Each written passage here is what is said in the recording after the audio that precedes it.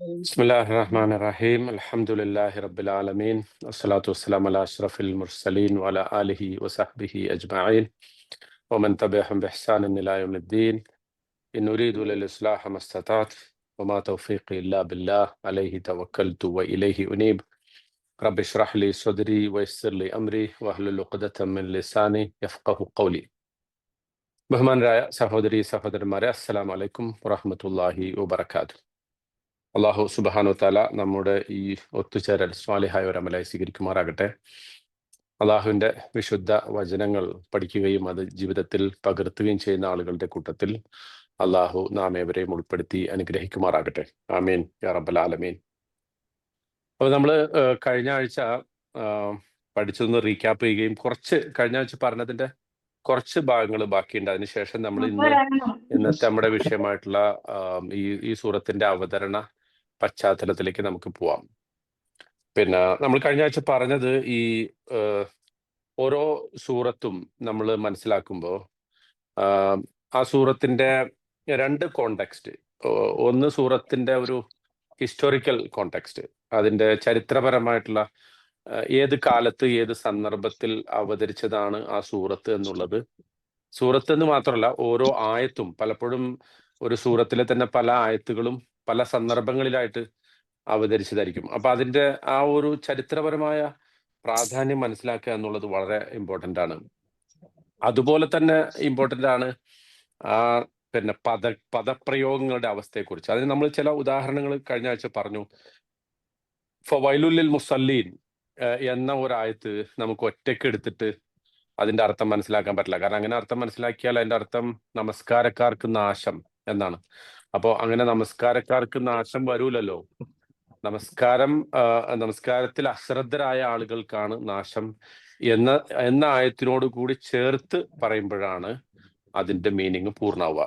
അതുപോലെ തന്നെ മാലിക് യൗമുദ്ദീൻ എന്നതിന് ജർ എങ്ങനെ വന്നു എന്നതിനെ കുറിച്ച് നമ്മൾ ആലോചിക്കുമ്പോൾ, ഗ്രാമറിനെ കുറിച്ചാണ് നമ്മൾ ലിംഗ്വിസ്റ്റിക്കലി അത് ചിന്തിക്കുമ്പോൾ, അൽഹംദുലില്ലാ, ആ ലില്ലാഹി എന്ന ആ പദവുമായിട്ട്, അള്ളാഹുവിന്റെ ജലാലത്തിന്റെ പദവുമായിട്ട്, ആ പദത്തില് ലില്ലാഹി ഹർഫ് ജാറ് മജ്റൂർ വന്നത് കൊണ്ടാണ് പിന്നീട് അതിനെ തുടർന്ന് വരുന്ന റഹ്മാനിർ റഹീം മാലിക് യൗമിദ്ദീൻ. അപ്പോ അതിനെക്കുറിച്ചൊക്കെ നമ്മൾ ഒന്ന് വിശദമായി പറഞ്ഞു.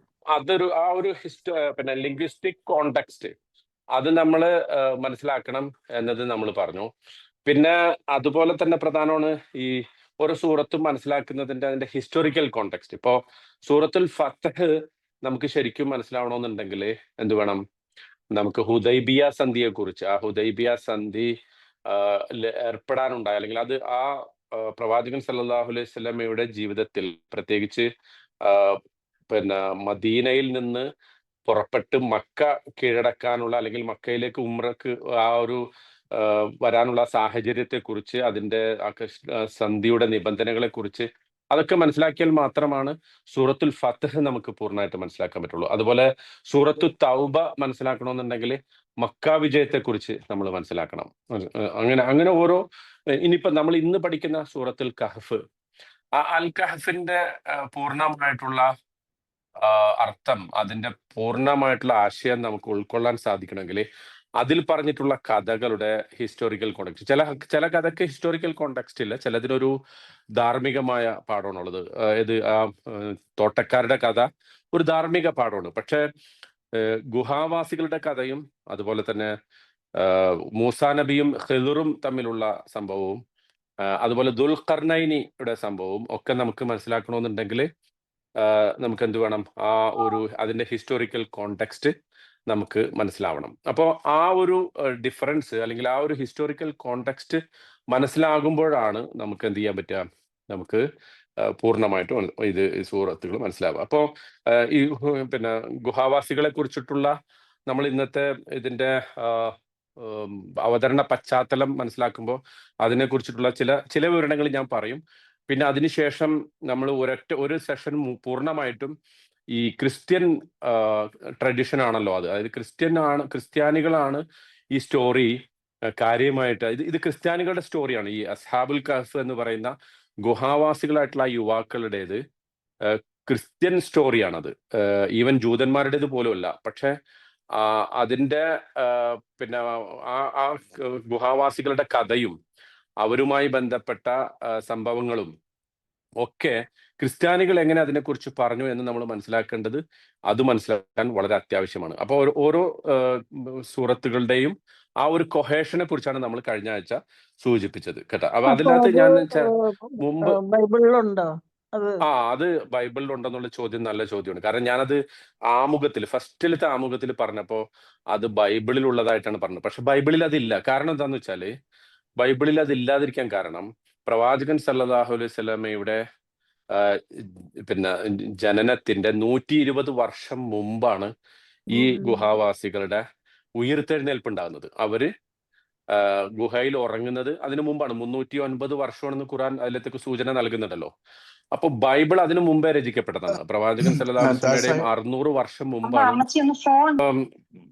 നമ്മൾ പറഞ്ഞു വന്നതാണ്. അതായത് ബൈബിളിൽ ഈ കഥ പറയുന്നുണ്ടോന്നായിരുന്നു ചോദ്യം. ബൈബിളിൽ ഈ കഥ പറയുന്നില്ല. പക്ഷെ ഇത് ഒരു ക്രിസ്ത്യൻ ട്രഡീഷൻ ആയിട്ട് പ്രവാചകൻ സല്ലല്ലാഹു അലൈഹി വസല്ലമയുടെ കാലത്ത് പ്രത്യേകിച്ച് ക്രിസ്തീയ പുരോഹിതന്മാർ, നമ്മൾ പറഞ്ഞു ജാക്കോബൈറ്റ് ക്രിസ്ത്യാനികൾ അല്ലെങ്കിൽ സുറിയാനി ക്രിസ്ത്യാനികൾ, നമ്മുടെ നാട്ടില് ഉണ്ടല്ലോ സുറിയാനി ക്രിസ്ത്യാനികൾ, യാക്കോബായ ക്രിസ്ത്യാനികൾ, അവരുടെ ഇടയിൽ വളരെ പ്രസിദ്ധമായ ഒരു കഥയായിരുന്നു ഇത്. എന്ന് പറഞ്ഞാൽ ഒരു ഹിസ്റ്ററി ആയിട്ട്, ഒരു ചരിത്രമായിട്ട്, കഥയായിട്ടല്ല, ഒരു ചരിത്രമായിട്ട് തന്നെ ഈ അസ്ഹാബുൽ കഹ്ഫിന്റെ ഗുഹാവാസികളായിട്ടുള്ള യുവാക്കളുടെ സംഭവം വളരെ പ്രശസ്തമായ നിലയിൽ അത് പിന്നെ പാട്ടായിരുന്നു. എന്ന് മാത്രമല്ല ഈ യാക്കോബൈറ്റ് ക്രിസ്ത്യാനികളിൽ നിന്ന് ഗ്രീസിലെ ക്രിസ്ത്യാനികൾ അത് എടുത്തിട്ട് വളരെ സുപ്രസിദ്ധമായിട്ടുള്ള കവിതകൾ, ഗാനങ്ങൾ ഈ ഇതുമായി ബന്ധപ്പെട്ട് ഗുഹാവാസികളുമായിട്ട് ബന്ധപ്പെട്ട് രചിക്കുകയും അത് പിന്നീട് അവരുടെ ക്രിസ്ത്യൻ ട്രഡീഷനില് ഒരു ഏറ്റവും പ്രസിദ്ധമായ ഒരു അവർക്ക് അങ്ങനെ ഉണ്ടല്ലോ, ഒരു കൊയർ പോലെ ഉണ്ടല്ലോ ക്രിസ്ത്യാനികൾക്ക്, പലതും പാട്ടായിട്ടാണല്ലോ അവരുടെ ആരാധനകളിൽ വരിക. അപ്പോൾ ആ നിലക്കും അത് വളരെ പ്രസിദ്ധമായിട്ടുള്ള ഒരു സംഭവമായിട്ട് മാറിയിട്ടുണ്ട്. അപ്പോൾ ഇത് ഈ ക്രിസ്ത്യൻ ട്രഡീഷനിൽ നിന്ന് അസ്ഹാബുൽ കഹ്ഫിനെ കുറിച്ച് നമ്മൾ മനസ്സിലാക്കുമ്പോൾ നമുക്ക് ഖുർആൻ അത് വിശദീകരിക്കുന്ന കഥയുടെ പിന്നെ ഏറ്റവും അതിന്റെ എങ്ങനെയാണ് ഖുർആൻ അത് വിശദീകരിക്കുന്നത് എന്നുള്ളത് നമുക്ക് ബോധ്യപ്പെടും. എന്ന് മാത്രമല്ല അത് അള്ളാഹുവിന് മാത്രമേ അത് സാധിക്കുള്ളൂ. മനുഷ്യർക്ക് സാധിക്കാത്ത രൂപത്തിൽ, മാനുഷികമല്ല ഈ കഥ പറച്ചിൽ, ഈ കഥനം, ഈ സ്റ്റോറി ടെല്ലിംഗ് എന്നുള്ളത് അള്ളാഹുവിന് മാത്രം സാധിക്കുന്ന, ദൈവികമായി മാത്രം സാധിക്കുന്ന ഒരു അദൃശ്യമായ ഒരു വിവരണത്തിന്റെ ആ ഒരു ഭംഗിയും അതിന്റെ ഒരു രൂപവും ഒക്കെ നമുക്ക് ബോധ്യപ്പെടുന്നത് കാണാൻ സാധിക്കും. അപ്പൊ അതിനെക്കുറിച്ച് നമ്മൾ പറഞ്ഞാൽ ആ ആമുഖത്തിൽ ഞാൻ പറഞ്ഞതിനെ ഒന്ന് തിരുത്തുകയാണ് കേട്ടോ. ബൈബിളിൽ ഇതിനെക്കുറിച്ചുള്ള പരാമർശമില്ല. എൻ്റെ അടുത്ത് ഒന്ന് രണ്ട് പേര് പിന്നീട് അതിനുശേഷം ക്ലാസ്സിന് ശേഷം പേഴ്സണലായിട്ടും അതിനെക്കുറിച്ച് ചോദിച്ചിരുന്നു. പക്ഷെ അത് തെറ്റി പറഞ്ഞതാണ്. ബൈബിളിൽ അതിനെക്കുറിച്ചിട്ടുള്ള പരാമർശമില്ല, മറിച്ച് ക്രിസ്ത്യൻ ട്രഡിഷനിലാണ് അതുള്ളത്. ആ സംഭവം നമ്മൾ ഇൻഷാ അല്ലാഹ് വളരെ വിശദമായിട്ട് ഒരു ക്ലാസ്സിൽ എന്താണ് ഈ ക്രിസ്ത്യൻ ട്രഡിഷൻ എന്നുള്ളത് നമ്മൾ വിശദമായി പറയുന്നത്. അതുകൊണ്ട് ഞാനിപ്പോ ആ വശത്തേക്ക് ഇപ്പൊ പോകുന്നില്ല. ഇപ്പൊ ഞാൻ പോകുന്നത് ഇത് ആ ഒരു ഹിസ്റ്ററി മനസ്സിലാക്കുക എന്നുള്ളത് ഇതിൽ വളരെ ഇമ്പോർട്ടന്റ് ആണ്. പ്രത്യേകിച്ച് അസ്ഹാബുൽ കഹ്ഫിന്റെ സ്റ്റോറി, ഖുർആന്റെ വേർഷൻ, ഖുർആന്റെ ആ ഒരു എങ്ങനെയാണ് ഖുർആൻ അത് അവതരിപ്പിക്കുന്നത് എന്നുള്ളത് നമുക്ക് കൃത്യമായി മനസ്സിലാകണമെങ്കിൽ നമുക്ക് എന്ത് വേണം? ക്രിസ്ത്യൻ ട്രഡിഷനിൽ അതെങ്ങനെയാണ് ആ ആഖ്യാനം, ആ സ്റ്റോറി ടെല്ലിംഗ് പ്രചരിച്ചിട്ടുള്ളത് എന്ന് മനസ്സിലാക്കൽ അനിവാര്യമാണ് എന്നാണ് ഞാൻ പറഞ്ഞതിന്റെ അർത്ഥം. സൂറത്തുൽ കഹ്ഫിനെ കുറിച്ച് നമ്മൾ പറഞ്ഞു. അത് പിന്നെ മക്കിയായിട്ടുള്ള ഒരു സൂറയാണ്. അതിൽ 4 കഥകളാണ് പ്രധാനമായിട്ടുള്ളത്.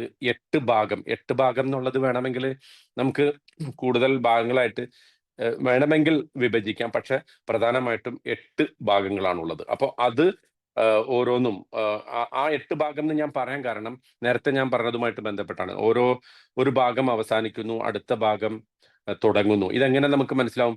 ഖുർആനിൽ അങ്ങനെ ഒരു പാരഗ്രാഫ് ഇല്ലല്ലോ. ഖുർആനിൽ ഒരു സ്ഥലത്തും ഒരു പാരഗ്രാഫ് ആയിട്ട് കാണാൻ പറ്റില്ല. ജുസ് ഉണ്ട്, ഹിസ്ബ് ഉണ്ട്. പക്ഷെ അതുപോലും നമുക്ക് പിന്നെ നമ്പറുകളിൽ നിന്ന് മാത്രമേ മനസ്സിലാക്കാൻ പറ്റുള്ളൂ. അതിനെ കുറിക്കുന്ന മറ്റു സൂചകങ്ങളൊന്നും ഇതിലൊന്നും ഇല്ല.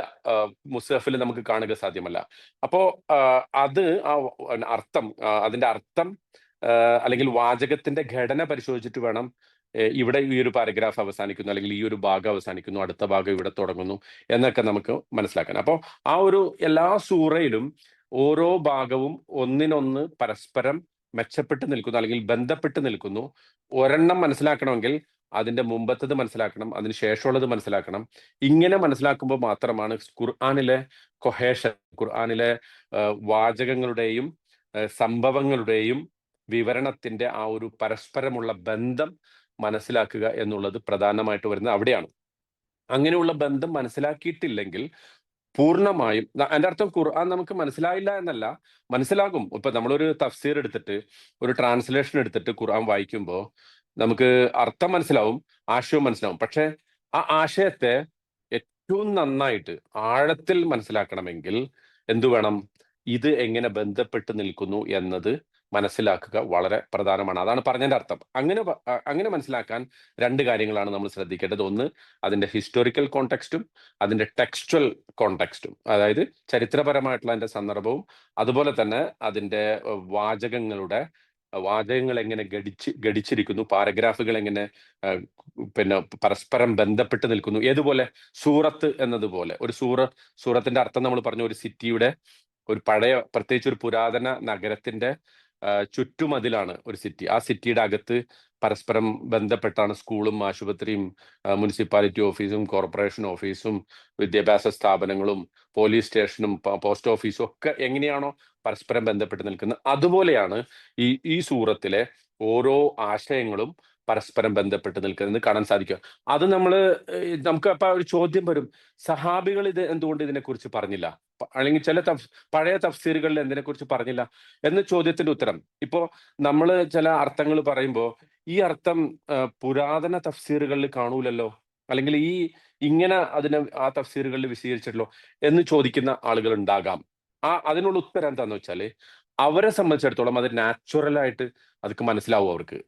പ്രത്യേകിച്ച് ഇബ്നു അബ്ബാസ് റളിയല്ലാഹു അൻഹു, അല്ലെങ്കിൽ ഖുർആനെ കുറിച്ച് നന്നായി വിശദീകരിച്ച അത്തരം തർജുമാനുൽ ഖുർആൻ എന്നൊക്കെ വിളിക്കുന്ന സഹാബികൾ, അബ്ദുല്ലാഹിബ്നു മസ്ഊദ് റളിയല്ലാഹു അൻഹു, അബൂബക്കർ സിദ്ദീഖ് റളിയല്ലാഹു അൻഹു, ഇവരൊക്കെ ഈ ഖുർആനിനെ കുറിച്ച് നമ്മൾ ഈ പറയുന്ന പോലെ ഇത്രയും ഭാഷാപരമായിട്ടുള്ള അതിന്റെ ഭംഗിയൊന്നും കൃത്യമായിട്ട് മനസ്സിലാക്കണമെന്നില്ല. അവരെ സംബന്ധിച്ചിടത്തോളം അത് എന്താണ്, നാച്ചുറൽ ആയിട്ട് വരും. അതിന്റെ കൊഹേഷൻ പ്രത്യേകം അവർക്ക് അത് പഠിക്കേണ്ടതില്ല.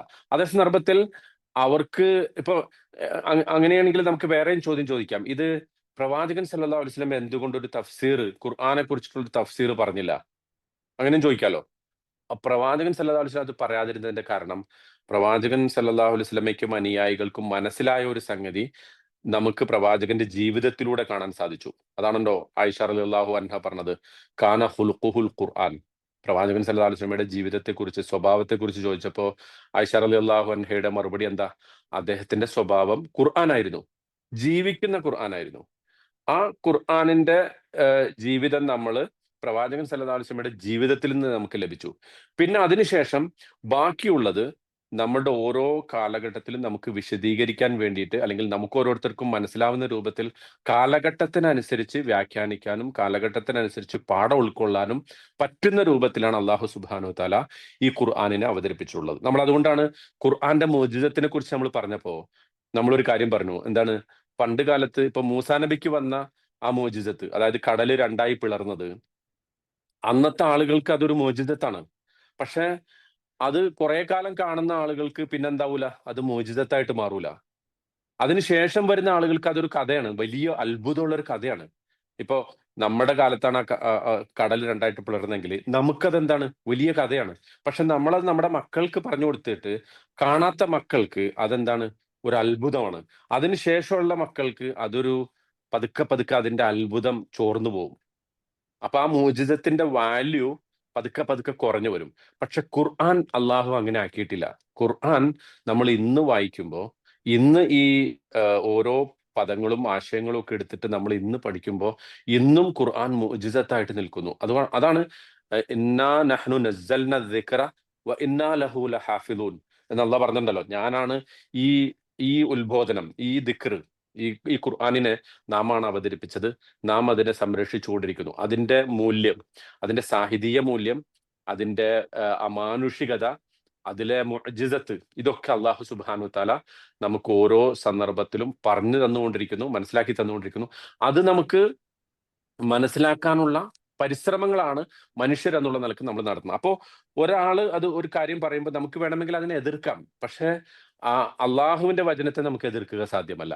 ഇപ്പോ എൻ്റെ അടുത്ത് ഒരാൾ ഒരു ചോദ്യം ചോദിച്ചു ഈ അടുത്ത് ഒരു പിന്നെ സ്ത്രീകളെ അടിക്കാം എന്ന് ഖുർആനിൽ പറഞ്ഞിട്ടുണ്ടല്ലോ, അതെങ്ങനെയാ ഖുർആൻ അങ്ങനെ അങ്ങനെ അങ്ങനെ അടിക്കാൻ പറ്റുക? അപ്പോ ആ അടിക്കുക എന്നുള്ള പദം ഖുർആൻ പ്രയോഗിച്ച ഏത് കോണ്ടെക്സ്റ്റിലാണ്, അല്ലെങ്കിൽ ആ അടിയുടെ ഉദ്ദേശം എന്താണ്? ഇത് നമ്മൾ ശരിക്കും മനസ്സിലാക്കണമെന്നുണ്ടെങ്കിൽ അതിനെക്കുറിച്ചുള്ള വിശാലമായ ഒരു ചർച്ചയിലേക്ക് പോകണം.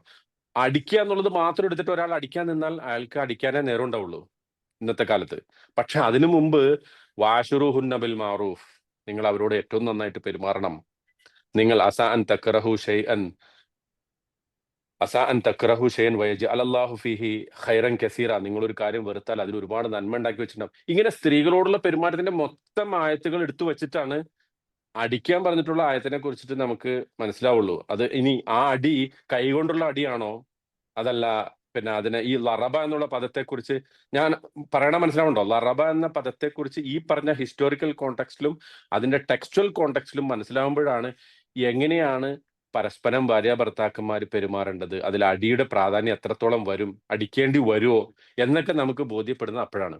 അപ്പൊ ഇത് മനസ്സിലാവാതെ ഒരാള് ഖുർആനിലെ സ്ത്രീകളെ അടിക്കാൻ പറഞ്ഞിരിക്കുന്നു, ഖുർആൻ സ്ത്രീ വിരുദ്ധമാണ് എന്ന് വ്യാഖ്യാനിക്കാൻ പോയി കഴിഞ്ഞാൽ, എന്നിട്ട് അതിലൊരു തീർപ്പ് കൽപ്പിക്കാൻ പറഞ്ഞാൽ ഖുർആൻ ഒരു മെയിൽ ഷോവനിസ്റ്റ് ഗ്രന്ഥമാണ്, എതിരാണ്, അല്ലെങ്കിൽ പുരുഷ മേധാവിത്വത്തിന്റെ ഒരു ഗ്രന്ഥമാണ് എന്ന് തീർപ്പ് കൽപ്പിക്കാൻ ആ ഒരൊറ്റ ആയത്ത് എടുത്തിട്ട് പറ്റൂല.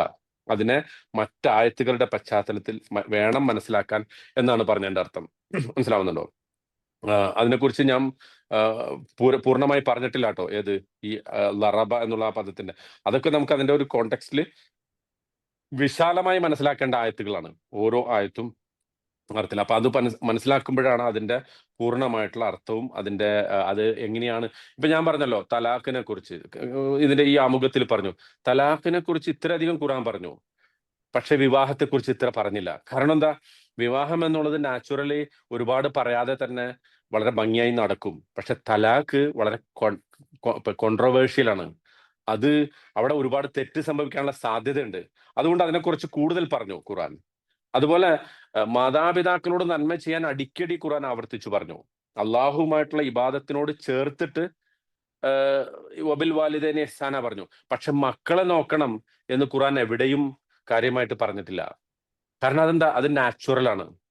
അപ്പോ ഈ പറയുന്ന സംഗതികളെ ഓരോ എന്തുകൊണ്ട് ഇത്ര അധികം ഖുർആൻ പറഞ്ഞു, എന്തുകൊണ്ട് പറഞ്ഞില്ല എന്നതൊക്കെ നമുക്ക് മനസ്സിലാവണമെന്നുണ്ടെങ്കിൽ ഈ കോണ്ടെക്സ്റ്റ് മനസ്സിലാവും. ഓക്കെ, അത് അത്രയും നമുക്ക് മതിയാവും. അപ്പോൾ ഈ സൂറത്തുൽ കഹ്ഫിനെ കുറിച്ച് നമ്മൾ അതിനകത്തേക്ക് തിരിച്ചു വരികയാണെങ്കിൽ, ഈ ഓരോ പാസേജിലും 8 ഭാഗമുണ്ടെന്ന് നമ്മൾ പറഞ്ഞു. ആ 8 ഭാഗവും പരസ്പരം എങ്ങനെയാണ് അത് ബന്ധപ്പെട്ട് നിൽക്കുന്നത് എന്ന് നമ്മൾ വിശദീകരിക്കും. എങ്ങനെയാണ് അള്ളാഹു അവന്റെ ആർഗ്യുമെന്റ് സെറ്റ് ചെയ്യുന്നത്, ആർഗ്യുമെന്റ് എങ്ങനെയാണ് ബിൽഡ് ചെയ്യുന്നത്, സൂറത്തുൽ കഹ്ഫിന്റെ മൊത്തത്തിലുള്ള തീം എന്താണ്, ആ തീമിന് വേണ്ടിയിട്ട് എങ്ങനെയാണ് ആദ്യം ഈ ഒരു ഉത്ബോധനം നടത്തുന്നു, പിന്നെ ഒരു കഥ പറയുന്നു, പിന്നെ ചെറിയൊരു ഉത്ബോധനം, പിന്നെ ഒരു കഥ, പിന്നെ കുറച്ച് ഉത്ബോധനം, പിന്നെ ഒരു കഥ, ഇങ്ങനെ അള്ളാഹു എന്നിട്ട് അവസാനം ഒന്ന് റീക്യാപ്പ് ചെയ്യുന്നു. അതുവരെ പഠിച്ചത് മൊത്തം റീക്യാപ്പ് ചെയ്യുന്നു. എന്നിട്ട് അതിനെ ആദ്യവുമായിട്ട് എങ്ങനെ ബന്ധിപ്പിക്കുന്നു, ഇതൊക്കെ നമ്മൾ വിശദമായിട്ട് സൂറത്തുൽ കഹ്ഫ് മനസ്സിലാക്കുമ്പോൾ പഠിക്കും. അപ്പോ ബിഗിനിങ് ആൻഡ് എൻഡിങ് അതിന്റെ മിക്കവാറും സൂറകളിൽ അള്ളാഹുവിന്റെ ഒരു സ്റ്റൈലാണ്. ഇതാണ് നമ്മൾ ഒന്നാമത് പറഞ്ഞ ഒരു സംഗതി. പിന്നെ രണ്ടാമത് പറഞ്ഞത്, ഈ ഖുർആൻ നമ്മൾ അപ്രോച്ച് ചെയ്യുമ്പോൾ, അല്ലെങ്കിൽ പ്രത്യേകിച്ച് സൂറത്തുൽ കഹ്ഫ് നമ്മൾ അപ്രോച്ച് ചെയ്യുമ്പോൾ, ഓരോ ആയത്തും ആയ ബൈ ആയ അതിനെ അനലൈസിസ് ചെയ്യണം. ഓരോ ആയത്തിനെയും നമ്മൾ കൃത്യമായിട്ട് താരതമ്യം ചെയ്യണം. നമ്മൾ പറഞ്ഞു ഓരോ ആയത്തും ഒരു സമുദ്രമാണ്. ഓരോ ആയത്തും ഒരു സമുദ്രമാണ്. ഖുർആൻ മാത്രമല്ല സമുദ്രം, മറിച്ച് ഓരോ ആയത്തും ഒരു ഓഷ്യനാണ്. ഒരു പ്രധാനപ്പെട്ട പണ്ഡിതൻ അതിനെക്കുറിച്ച് പറഞ്ഞത്, ഖുർആൻ എന്ന് പറഞ്ഞാൽ ഒരു ചെറിയ അരുവി, ആദ്യം അത് പോയിട്ട് ഒരു പുഴയിലേക്ക് എത്തുന്നു. ആ പുഴ പതുക്കെ പോയിട്ട് മറ്റു പുഴകളുടെ സംഗമമായിട്ട് മാറുന്നു. ആ പുഴകളൊക്കെ ഒന്നായിട്ട് ചേർന്ന് ഒരു സമുദ്രത്തിൽ ചെന്ന് ചേരുന്നു. ഇതുപോലെയാണ് നമ്മൾ ഖുർആനിലെ ഓരോ ആയത്തും പഠിക്കുമ്പോൾ നമുക്ക് ബോധ്യപ്പെടുക. അതായത് നമ്മളിങ്ങനെ പഠിച്ചു വരുമ്പോൾ അതിൽ ഈ പദം എന്തുകൊണ്ട് പ്രയോഗിച്ചു, അടുത്ത പദം എന്താണ്, അതിന്റെ പിന്നെ ഇതിന്റെ ഉദ്ദേശം എന്താണ്, ഇങ്ങനെ നമ്മൾ പഠിച്ചു പോരുമ്പോൾ നമുക്ക് മനസ്സിലാവും ഓരോ ആയത്തും ഒരു സമുദ്രമാണ് എന്ന് മനസ്സിലാവും. അപ്പൊ അതുകൊണ്ടാണ് ഇപ്പോ നമ്മളിപ്പോ കഴിഞ്ഞ സൂറത്ത് യൂസഫ് പഠിച്ചപ്പോ നമ്മൾ ഒരു ആയത്തിനെ കുറിച്ച് പറഞ്ഞിരുന്നു. അവിടെ ഇബ്നു അബ്ബാസ് റളിയല്ലാഹു അൻഹു പറഞ്ഞത് കത് കുദിബു എന്നാണ്. ആയിഷ റളിയല്ലാഹു അൻഹ പറഞ്ഞത് കത് കുദിബു എന്നാണ് വായിച്ചത്. എന്തുകൊണ്ട് അങ്ങനത്തെ ഖിറാഅത്തുകൾ ഉണ്ടായി? അത് മനസ്സിലാക്കണമെങ്കിൽ അവര് കണ്ട രീതി, ഈ ഓരോ ആയത്തിന്റെയും സ്ട്രക്ചറിനെ അവർ അപ്രോച്ച് ചെയ്ത രീതിയാണത്. അങ്ങനെ വരുമ്പോൾ ആ ആയത്തിന്റെ പൂർണ്ണമായ ഉദ്ദേശം നമുക്ക് ഗുണകരമായിട്ട് മാറും. അല്ല, ഒരാൾ അതിനെ വളരെ സംശയത്തോടു കൂടിയാണ് സമീപിക്കുന്നത്. എന്നിട്ട് പറയാണ് ഈ ഒരേ ആയത്തിനെ കുറിച്ച് രണ്ട് പ്രമുഖരായിട്ടുള്ള ഇബ്നു അബ്ബാസ് റളിയല്ലാഹു അൻഹുവും ആയിഷ റളിയല്ലാഹു അൻഹയും രണ്ട് രൂപത്തിൽ സമീപിച്ചിരിക്കുന്നു, അതിന്റെ അർത്ഥം ഖുർആനിൽ വൈരുദ്ധ്യം ഉണ്ടെന്നാണല്ലോ എന്ന് പറഞ്ഞിട്ട് ഒരാൾ സമീപിച്ചാൽ അയാള് പിന്നെ അതിനെ അങ്ങനെ കാണുള്ളൂ. അതുകൊണ്ടാണ് യഹ്ദി ബിഹി കസീറൻ വയുളില്ലു ബിഹി കസീറൻ എന്ന് പറയുന്നത്. ഒരാൾ ഈ ഇതേ ഖുർആൻ കൊണ്ട് തന്നെ കുറെ പേരെ സന്മാർഗത്തിലാക്കാം, ഇതേ ഖുർആൻ കൊണ്ട് തന്നെ കുറെ പേരെ വഴികേടിലാക്കാം. ഇപ്പോ പാശ്ചാത്യ ലോകത്ത് ഒരു പുസ്തകം ഖുർആൻ അതിന്റെ ഖുർആനിലെ ഗ്രാമറ്റിക്കൽ മിസ്റ്റേക്കുകളെ കുറിച്ച് പറയുന്ന ഒരു പുസ്തകമുണ്ട്, ഖുർആന്റെ ഗ്രാമറ്റിക്കൽ മിസ്റ്റേക്ക്. അപ്പോ വാസ്തവത്തിൽ ആ ഗ്രാമറ്റിക്കൽ മിസ്റ്റേക്ക് എടുത്തിട്ട് പരിശോധിച്ചിട്ട് പണ്ഡിതന്മാർ അതിനെക്കുറിച്ച് മറുപടി എഴുതിയിട്ട് അത് പറയുന്നത്, അല്ലെങ്കിൽ അതിന് മറുപടി ആയിട്ടല്ല, ആ ഗ്രാമറ്റിക്കൽ എറർ എന്ന് ഇവർ വിളിക്കുന്ന സംഗതികളെ കുറിച്ച് ശരിക്കും അതിനെക്കുറിച്ച് ഭാഷാ പണ്ഡിതന്മാർ പറയുന്നത് അത് ഖുർആന്റെ സാഹിതീയ ഭംഗിയാണ് എന്നുള്ളതാണ്. നമ്മുടെ ഈ ക്ലാസ്സിൽ ഏതെങ്കിലും ഘട്ടത്തിലൊക്കെ നമുക്ക് അത്തരം സംഗതികളെ കുറിച്ച് പറയാം. ചില സന്ദർഭത്തിൽ ഇപ്പോ ചെറിയൊരു ഉദാഹരണം പറഞ്ഞെങ്കിൽ സൂറത്തു തൗബയില് അദാനും മിനല്ലാഹ്, ഇത് അള്ളാഹുവിന്റെ പക്കൽ നിന്നുള്ള ഒരു പ്രഖ്യാപനമാണ്. അന്നല്ലാഹ ബരീഉൻ മിനൽ മുശ്രിക്കീന വ റസൂലുഹു എന്ന് പറയുന്നുണ്ട്. അള്ളാഹു മുശ്രിക്കുകളിൽ നിന്ന് ബരി ആണ്, നിരപരാധിയാണ്, അന്ന് അവരിൽ നിന്ന് പൂർണ്ണമായിട്ടും ഒഴിഞ്ഞു നിൽക്കുകയാണ് അള്ളാഹു. വ റസൂലുഹു, അവിടെ ശരിക്ക് വ റസൂലഹു എന്നല്ലേ പറയേണ്ടത് ഗ്രാമർ അനുസരിച്ച്, എന്തുകൊണ്ട് റസൂൽ എന്ന് പറഞ്ഞു? അപ്പൊ ആ ആയത്തിനെ കുറിച്ച് നമ്മൾ പഠിക്കുമ്പോൾ അത് ഖുർആന്റെ ഏറ്റവും പ്രധാനപ്പെട്ട ഒരു ഉന്നതമായ ബലാഗ, ലിറ്റററി ബ്യൂട്ടി വിശദീകരിക്കുന്ന ഒരു സംഗതിയാണ്. അതിനെക്കുറിച്ച് നമ്മൾ അത്തരം സന്ദർഭങ്ങളിൽ പറയും. അപ്പോ ഈ ഭാഷാപരമായ ഇത്തരം സംഗതികൾ, ഇത് ഒരു സഹാബി ഒന്ന് കാണുമ്പോൾ മറ്റൊരു സഹാബി വേറൊന്ന് കാണുകയല്ല, മറിച്ച് അതിനേക്കാൾ അപ്പുറം കാണുന്നു. അതുപോലെ ഒരു മുഫസ്സിർ ഖുർആന്റെ ഒരു ഭാഗം വിശദീകരിക്കുമ്പോൾ മറ്റൊരു മുഫസ്സിർ അതേ ആയത്തില് അതിനേക്കാളും മനോഹരമായിട്ടുള്ള വേറൊരു സംഗതി കാണുന്നു. അങ്ങനെയാണ് നമ്മൾ തഫ്സീറുകൾ നോക്കുന്നതെങ്കിൽ, അങ്ങനെയാണ് നമ്മൾ ഖുർആനിന്റെ സൗന്ദര്യം ആസ്വദിക്കുന്നതെങ്കിൽ നമുക്ക് ഇത് ഏറ്റവും മനോഹരമായ ഒരു അനുഭവമായിട്ട് ഈ ഖുർആന്റെ പഠനം അനുഭവപ്പെടും എന്നുള്ളതാണ്. ഓക്കെ, അപ്പോ ഇതാണ് നമ്മൾ ഇതിന്റെ അകത്തേക്ക് ഇത്രയും ഈ ഒരു 2 സ്റ്റെപ്പ് വഴികളാണ് നമ്മൾ ഈ സൂറത്തുൽ കഹ്ഫിന്റെ പിന്നെ അതിന്റെ ആശയം മനസ്സിലാക്കാൻ വേണ്ടി നമ്മൾ സമീപിക്കാം. ഇന്ന് നമ്മൾ ഇന്നത്തെ ഏറ്റവും പ്രധാനപ്പെട്ട ഒരു സംഗതി ഈ പിന്നെ സൂറത്തുൽ കഹ്ഫിന്റെ ഒരു ഹിസ്റ്റോറിക്കൽ കോണ്ടെക്സ്റ്റിനെ കുറിച്ച് നമ്മൾ പഠിക്കുകയാണ്. അപ്പൊ അതില് ഞാൻ ഇതിനെക്കുറിച്ച് പറയുന്ന ഭാഗം ഒന്ന് വായിക്കാം. അതായത് എങ്ങനെ ഈ സൂറത്തുൽ കഹ്ഫ്, ഞാൻ നേരത്തെ പറഞ്ഞു അത് മക്കിയായ സൂറത്താണ്. അതിന്റെ എല്ലാ ഭാഗവും ഒന്നോ രണ്ടോ ആയത്തുകൾ, പ്രത്യേകിച്ച് ഇതിന്റെ ഏറ്റവും അവസാനത്തെ ഇന്നല്ലദീന ആമനു വഅമിലു സ്സാലിഹാത്തി കാനത് ലഹും ജന്നാത്തുൽ ഫിർദൗസി നുസുല, ആ ഭാഗം, അങ്ങനത്തെ 1-2 ആയത്തുകൾ മദനിയാണ് എന്ന് പറയപ്പെട്ടിട്ടുണ്ട്. പക്ഷെ അതും പല അഭിപ്രായ വ്യത്യാസമുള്ള സംഗതിയാണ്. പക്ഷെ മിക്കവാറും സൂറത്തുൽ കഹ്ഫ് ഒറ്റയടിക്ക് മക്കിയായിട്ട് തന്നെ അവതരിച്ചതാണ് എന്ന വാദത്തിനാണ്, അല്ലെങ്കിൽ എന്ന അഭിപ്രായത്തിനാണ് മുൻഗണന എന്ന് നമ്മൾ മനസ്സിലാക്കണം. ഇനി നമ്മൾ ഇതിന്റെ പിന്നെ അവതരണ പശ്ചാത്തലത്തിലേക്ക് പോവുകയാണ് കേട്ടോ. ഇബ്നു കസീർ അദ്ദേഹത്തിന്റെ തഫ്സീറിൽ ഈ സൂറത്ത് അൽ കഹ്ഫിന്റെ അവതരണ പശ്ചാത്തലത്തെ കുറിച്ച് ഇബ്നു ഇസ്ഹാഖിൽ നിന്നൊരു ഒരു ഹദീസായിട്ട് ഉദ്ധരിക്കുന്നുണ്ട്. അദ്ദേഹം പറയാണ്, ഈ സൂറത്ത് ദക്കറ മുഹമ്മദ് ബിൻ ഇസാഖ് സബബ് നുസൂൽ ഹാദിഹി സൂറത്തുൽ കരീം, ഈ സൂറത്തിന്റെ അവതരണ പശ്ചാത്തലം ഖദീമ അലൈന മുൻദു ബിൽ വർബഅൻ സന അൻ ഇക്രമ അൻ ഇബ്നു അബ്ബാസ് റളിയല്ലാഹു അൻഹുവിൽ നിന്നാണ് ഈ ഹദീസ് റിപ്പോർട്ട് ചെയ്തിട്ടുള്ളത്. അദ്ദേഹം പറയാണ്, ഖാല ബഅസത് ഖുറൈശ് അൻ-നളർ ഇബ്നുൽ ഹാരിസ് വ ഉഖബത്ത് ഇബ്നു അബി മുഐത്ത് ഇലാ അഹ്ബാർ യഹൂദ് ബിൽ മദീന. അതായത് ഖുറൈശികൾ അവരുടെ ഒരു പ്രതിനിധി സംഘത്തെ, നളർ ഇബ്നു ഹാരിസ് എന്ന് വിളിക്കുന്ന അവരുടെ ഒരു പ്രമുഖനും, അതുപോലെ തന്നെ ഉഖബത്ത് ഇബ്നു അബി മുഐത്ത് എന്ന് വിളിക്കുന്ന ഇവരുടെ 2 പ്രമുഖന്മാരായിട്ടുള്ള ആളുകളെ അവരെന്ത് ചെയ്തു? അഹ്ബാർ യഹൂദികളിലെ പുരോഹിതന്മാരിലേക്ക് അയച്ചു. അഹ്ബാർ എന്ന് പറഞ്ഞാൽ ഹിബ്ർ എന്നുള്ള പദത്തിനാണ്. ഹിബ്ർ എന്ന് പറഞ്ഞാൽ മഷി എന്നർത്ഥം. എന്തുകൊണ്ട് ജൂത പണ്ഡിതന്മാരെ കുറിച്ച് അവർ അഹ്ബാർ എന്ന് പറയുന്നത് വെച്ചാൽ അവർ മഷിയുടെ ആളുകളാണ്. ഒരുപാട് ഗ്രന്ഥങ്ങൾ എഴുതുക, അത് തന്നെയായിരുന്നു അവരുടെ പണി. അതുകൊണ്ട് അതേ പ്രയോഗം ഖുർആനിലും നമുക്ക് കാണാൻ സാധിക്കും. ഇത്തഖദു അഹ്ബാറഹും വറുഹ്ബാനഹും അർബാബം മിൻ ദൂനില്ലാഹ് എന്ന് പറയുന്നുണ്ട്. അപ്പോ ആ ജൂതന്മാരുടെ പണ്ഡിതന്മാരിലേക്ക് ഈ നളർ ഇബ്നു ഹാരിസിനെയും ഉഖബത്ത് ഇബ്നു അബി മുഐത്തിനെയും അയച്ചു, മദീനയിലുള്ള ജൂതന്മാരുടെ അടുത്തേക്ക്. എന്തിനാണ് അവർ അയച്ചത്? ഫഖാലു ലഹും, എന്നിട്ട് ഈ ഈ ഉഖ്ബത്ത് ബിൻ അബീ മുഅയ്ത്തിനോടും നളർ ബിൻ ഹാരിസിനോടും ഖുറൈശികൾ പറഞ്ഞു, സലൂഹും അൻ മുഹമ്മദിനെ കുറിച്ച് നിങ്ങൾ ഈ ജൂതന്മാരോട് ചോദിക്കണം. വസിഫൂ ലഹും സിഫത്തഹു, മുഹമ്മദ് നബി സല്ലല്ലാഹു അലൈഹി വസല്ലമയെ കുറിച്ചുള്ള ഒരു വിശദീകരണം നിങ്ങൾ അവർക്ക് പറഞ്ഞു കൊടുക്കണം. ഇങ്ങനെ ഒരാള് ഞങ്ങളുടെ അടുത്ത് വന്നിട്ടുണ്ട്, അദ്ദേഹം പറയുന്ന വചനങ്ങൾ ദൈവത്തിൻ്റെതാണെന്ന് വിളിക്കുന്ന കുറെ വചനങ്ങൾ ഞങ്ങളോട് പറയുന്നുണ്ട് എന്നൊക്കെയുള്ള വിശദീകരണം പറഞ്ഞു കൊടുക്കണം. അഖ്ബറൂഹും ബിഖൗലിഹി, എന്നിട്ട് അതുപോലെ തന്നെ അഖ്ബിറൂഹും ബിഖൗലിഹി, ഈ പ്രവാചകൻ ഈ പറയുന്ന ഖുർആന്റെ ഈ വചനങ്ങൾ ഉണ്ടല്ലോ, അതൊക്കെ അവർക്കൊന്ന് പറഞ്ഞു കൊടുക്കണം. ഫഇന്നഹും അഹ്ലുൽ കിതാബിൽ അവൽ, കാരണം അവരാണ് ഈ വേദക്കാരുടെ കൂട്ടത്തിൽ ആദ്യത്തെ ആളുകൾ. ഈ ജൂതന്മാർ ക്രിസ്ത്യാനികളെക്കാളും മുമ്പ് വേദഗ്രന്ഥം നൽകപ്പെട്ട ആളുകളാണല്ലോ. അപ്പോ ആദ്യത്തെ വേദക്കാർ അവരാണ്. അവർക്ക് ചിലപ്പോൾ ഒരു പക്ഷേ മുഹമ്മദിനെ കുറിച്ച് അവർ മക്കാർ പറയുമ്പോൾ അങ്ങനെയാണല്ലോ പറയാം, മുഹമ്മദിനെ കുറിച്ച് വല്ല വിവരങ്ങളൊക്കെ ഉണ്ടോ എന്ന് നമുക്ക് അറിയാൻ വേണ്ടിയിട്ട് ഈ പറഞ്ഞ രണ്ടാളുകളെ അവരെ അയക്കണം. ഓക്കെ, എന്നിട്ട് പറയണ ഇന്ദഹും മാ ലൈസ ഇന്ധന മിൻ ഇൽമിൽ അംബിയ, നമ്മുടെ അടുത്തില്ലാത്ത പ്രവാചകന്മാരെ കുറിച്ചുള്ള വിവരങ്ങൾ അവരുടെ അടുത്തുണ്ട്. അങ്ങനെ ഫഖറജ, അവർ രണ്ടുപേരും പുറപ്പെട്ടു. ഹത്ത അസയൽ മദീന, അങ്ങനെ അവർ മദീനയിലെത്തി. ഫസഅലു അഖ്ബാറ യഹൂദ് അൻ റസൂലില്ലാഹി സ്വല്ലല്ലാഹു അലൈഹി വസല്ലം, അവരെന്ത് ചെയ്തു, ജൂത പണ്ഡിതന്മാരോട്, ജൂത പുരോഹിതന്മാരോട് പ്രവാചകൻ സല്ലല്ലാഹു അലൈഹി വസല്ലമയെ കുറിച്ച് ചോദിച്ചു. വസഫു ലഹും അംറഹു, പ്രവാചകന്റെ കാര്യങ്ങളൊക്കെ അവര് ഈ ജൂതന്മാരായ പണ്ഡിതന്മാർക്ക് വിശദീകരിച്ചു കൊടുത്തു. ബഅദ ഖൗലിഹി, ഖുർആൻ ചെറിയ ചെറിയ ഖുർആൻ വചനങ്ങൾ, അവർ മനഃപ്പാടമാക്കിയ വചനങ്ങൾ ഉണ്ടല്ലോ, അതൊക്കെ അവർ പറഞ്ഞു കൊടുത്തു. അതിന്റെ അർത്ഥം എന്താ, ഈ ഖുർആൻ അവരെ പോലും സ്വാധീനിച്ചിരുന്നു എന്നാണ്.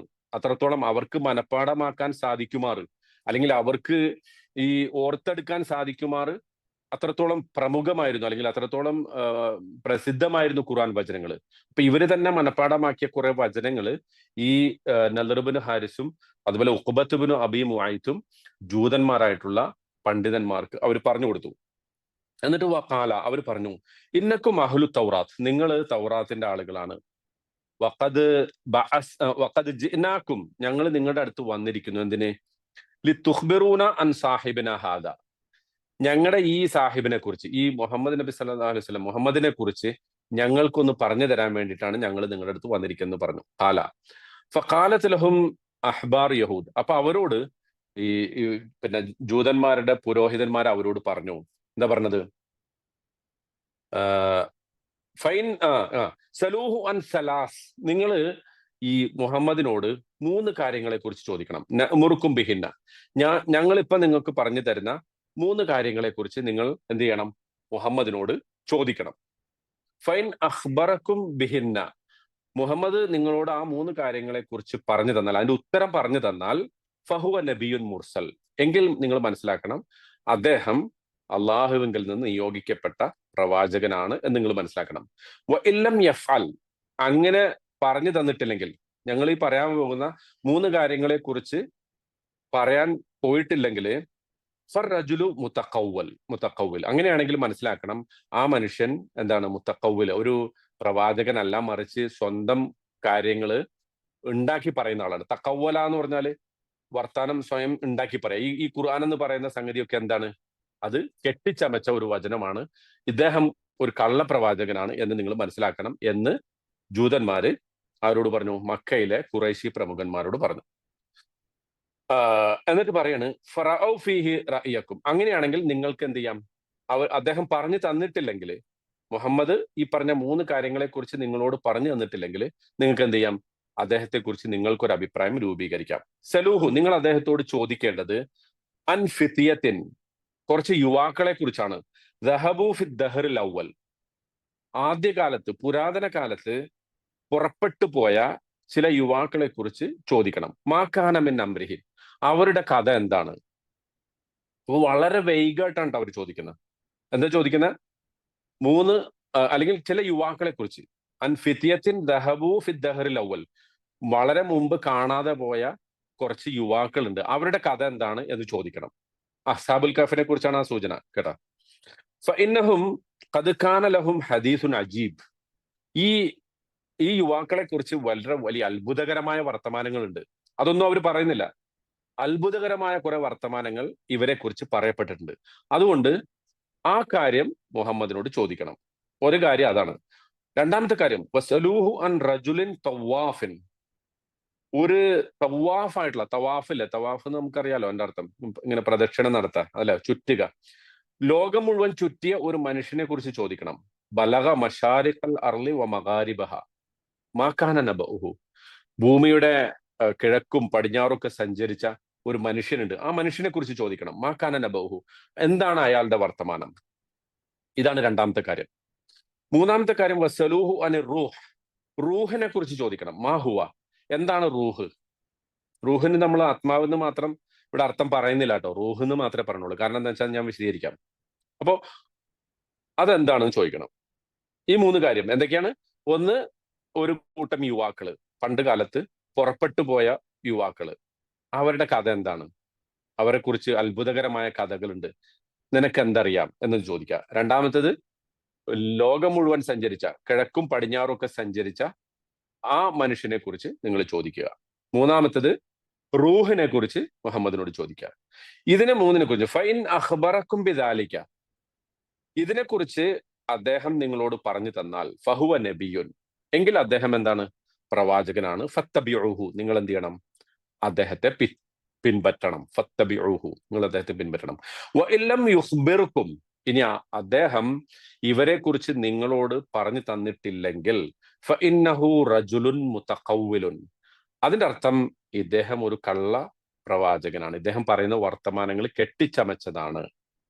ഫസ്നഉ ഫി അംരിഹി മാ ബദാലക്കും, അദ്ദേഹത്തിന്റെ വിഷയത്തിൽ നിങ്ങൾക്ക് എന്താണോ യോജിച്ചത്, എന്താണോ നിങ്ങൾക്ക് വെളിപ്പെടുന്നത്, അത് ചെയ്യണം. അപ്പൊ നോക്കൂ, ജൂത പുരോഹിതന്മാർ എത്ര സൂക്ഷ്മമായിട്ടാണ് പദങ്ങൾ പ്രയോഗിക്കുന്നത്. പക്ഷെ ആ പദങ്ങൾ ഇന്നും ഇന്നത്തെ കാലത്തും നമുക്ക് കമ്പയർ ചെയ്യാൻ വേണമെങ്കിൽ ആ പദത്തിന്റെ ഉള്ളിൽ എന്താ ചെയ്യേണ്ടതെന്ന് കൃത്യമായി പറഞ്ഞിട്ടുണ്ട് അല്ലെ.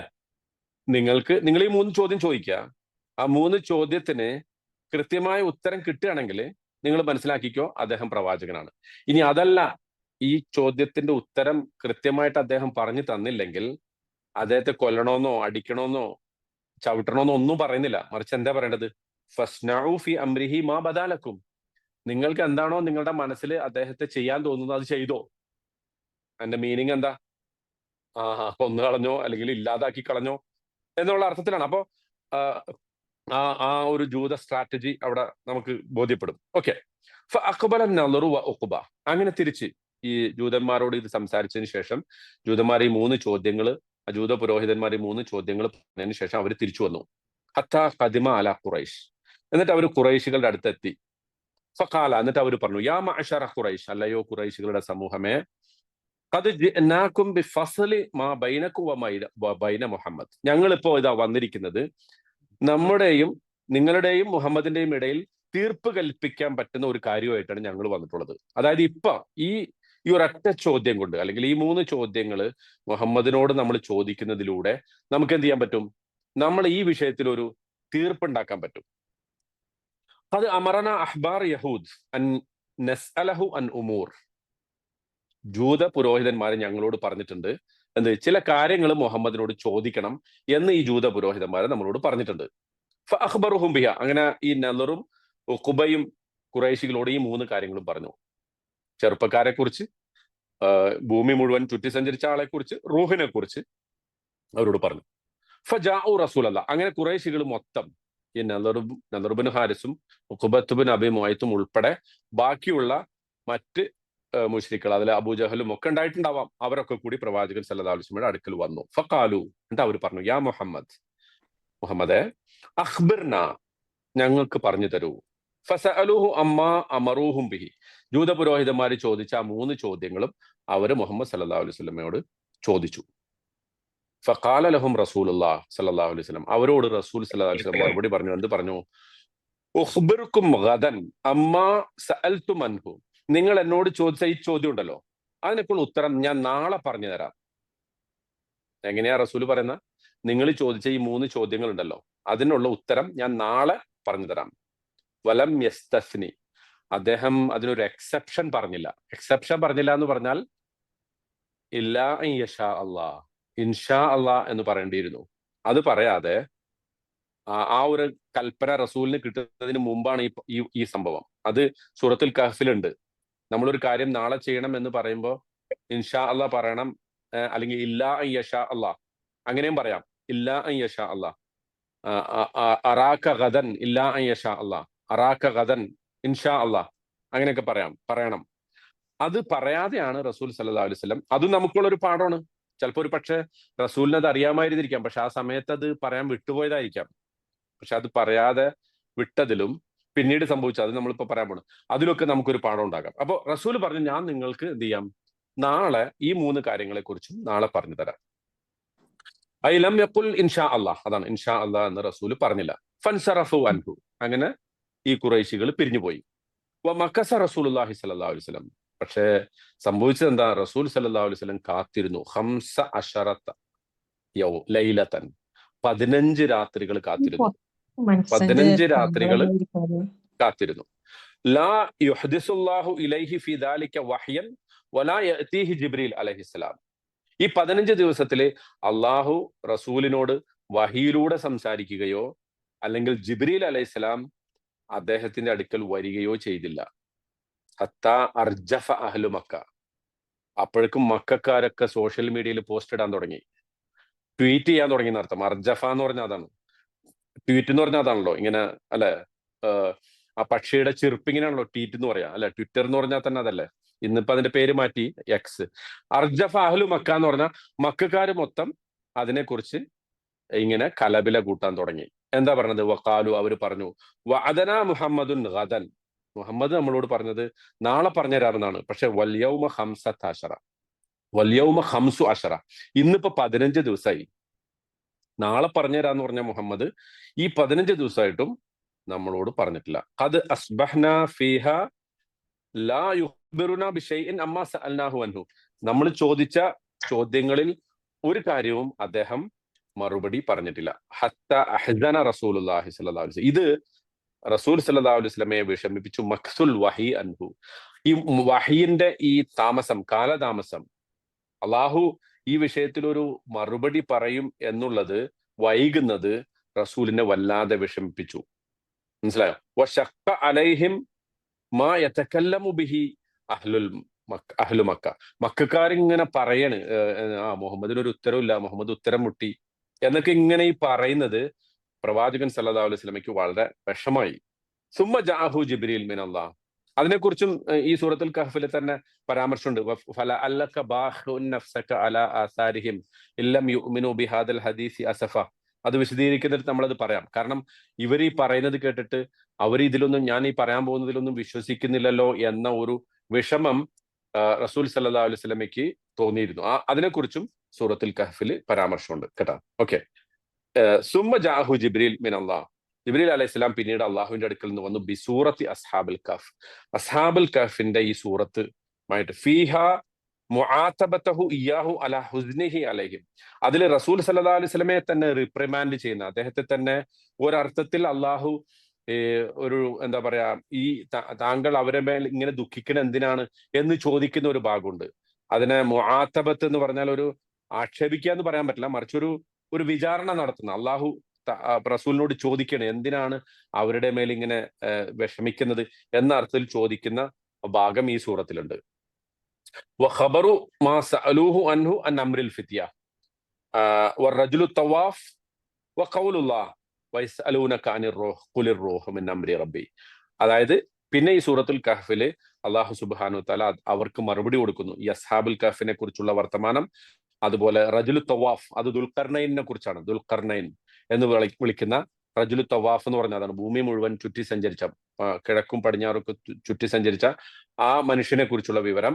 അതുപോലെ റൂഹിനെ കുറിച്ചുള്ള വിവരവും ഈ സൂറത്തിന്റെ ഒപ്പം ഇറങ്ങിയതാണ്. പക്ഷെ ഈ ആയത്ത് യസ്അലൂനക അനിർ റൂഹ്, അവര് റൂഹിനെ കുറിച്ച് താങ്കളോട് ചോദിക്കുന്നു, ഖുലിർ റൂഹു മിൻ അംരി റബ്ബി, ഇത് റൂഹിനെ കുറിച്ചുള്ള വർത്തമാനം മുഴുവൻ അത് അള്ളാഹുവിന്റെ വചനമാണ്, അള്ളാഹുവിന്റെ പക്കൽ നിന്നുള്ള കാര്യമാണ്. വമാ ഊതീതു മിനൽ ഇൽമി ഇല്ലാ ഖലീല, നിങ്ങൾക്ക് വിജ്ഞാനത്തിൽ നിന്ന് വളരെ കുറച്ച് മാത്രമേ നൽകപ്പെട്ടിട്ടുള്ളൂ എന്ന ആയത്ത്, ആ ആയത്ത് മാത്രം അത് സൂറത്തുൽ ഇസ്രായിൽ ഉൾപ്പെടുത്താനാണ് റസൂലിനോട് അള്ളാഹു സുബ്ഹാനഹു തആല കൽപ്പിച്ചത് കേട്ടാ. അതൊഴിച്ച് അത് ഇതിനൊപ്പം ഇറങ്ങിയ ആയത്താണ്, ഈ സൂറത്തുൽ കഹ്ഫിന്റെ ഒപ്പം ഇറങ്ങിയതാണ്. പക്ഷെ ആ ആയത്തിനെ എവിടെയാണ് ചേർക്കാൻ പറഞ്ഞത്, സൂറത്തുൽ ഇസ്രായിൽ ചേർക്കാൻ വേണ്ടി റസൂൽ സല്ലല്ലാഹു അലൈഹി വസല്ലം കൽപ്പിച്ചു. പക്ഷെ ഇതിന്റെ ഒപ്പം ഇറങ്ങിയതാണ്. ഓക്കെ, അപ്പോ അതാണ് ഇതിന്റെ ശരിക്കും ഒരു പശ്ചാത്തലം. അപ്പൊ ഇവിടെ ഒരു ചോദ്യമുണ്ട്. ഇപ്പൊ ഈ ഒരു പശ്ചാത്തലം മനസ്സിലാക്കുമ്പോൾ 2-3 ചോദ്യങ്ങൾ നമ്മുടെ മുമ്പിൽ വരും. ഒന്ന്, ഈ റസൂൽ സല്ലല്ലാഹു അലൈഹി വസല്ലമയോട് ഈ ചോദ്യങ്ങൾ ചോദിക്കാൻ ഇവരെ പ്രേരിപ്പിച്ച സംഗതി എന്താണ്? പ്രത്യേകിച്ചും നോക്കൂ, ഈ അസ്ഹാബുൽ കഹ്ഫ് എന്ന് പറയുന്ന ആ സ്റ്റോറി അത് ആരുടെയാണ്? അത് ക്രിസ്ത്യൻ സ്റ്റോറിയാണ്. ക്രിസ്ത്യാനികളായിട്ടുള്ള അല്ലെങ്കിൽ മസീഹിന്റെ കാലത്തുള്ള ഒരു സ്റ്റോറിയാണ്. ഈസാ നബിയിൽ വിശ്വസിച്ച ആളുകളുടെ ഒരു കഥയാണ്. ഈസാ നബിക്ക് ശേഷമാണ് അവസാനം പിന്നീട് അവര് ആ ഈസാ നബിയിൽ വിശ്വസിക്കുകയും ആ ഈസാ നബിയിൽ വിശ്വസിച്ച ആളുകളെ അന്നത്തെ രാജാവ് അവരെ ഉപദ്രവിക്കാൻ ശ്രമിക്കുന്നതും അങ്ങനെ അവർ ഗുഹയിൽ അഭയം തേടുന്നതും. പക്ഷെ ക്രിസ്ത്യൻ ട്രഡീഷനിൽ അത് എങ്ങനെയാണെന്ന് വെച്ചാൽ അതിനെക്കുറിച്ചുള്ള ചെറിയൊരു വിവരണം ഇപ്പൊ ഞാൻ പറയാം. പക്ഷെ അതിന്റെ വിശദമായ വിവരണം പിന്നീട് പറയാം. അത് പ്രത്യേകിച്ച് അവർ പറയുന്നത് ഈ ഒരു പിന്നെ രാജാവ് അവരെ കൊല്ലാൻ വിധിച്ചു, തൂക്കാൻ വിധിച്ചു. പക്ഷെ അവര് ഓടി രക്ഷപ്പെട്ട് ഈ ഗുഹയിലെത്തിയപ്പോ രാജാവ് എന്ത് ചെയ്തു? അവരെ കൊല്ലുന്നതിന് പകരം ആ ഗുഹാമുഖം രാജാവിന്റെ കിങ്കരന്മാരെ തന്നെ അടച്ചു കളഞ്ഞു. അങ്ങനെ 40 വർഷം കഴിഞ്ഞപ്പോ ഒരു ആട്ടിടയൻ വന്നിട്ട് അത് തുറന്നു. അങ്ങനെ തുറന്നപ്പോ അവർ ജീവനോടെ ഇരിക്കുന്നത് കണ്ടു. ഇതാണ് ക്രിസ്ത്യൻ ട്രഡീഷനിൽ അതിനെക്കുറിച്ചുള്ള വർത്തമാനം. പക്ഷെ ഖുറാന്റെ വിവരണം അതിൽ നിന്ന് പൂർണ്ണമായിട്ടും വ്യത്യാസമുള്ള ഒരു സംഗതിയാണ്.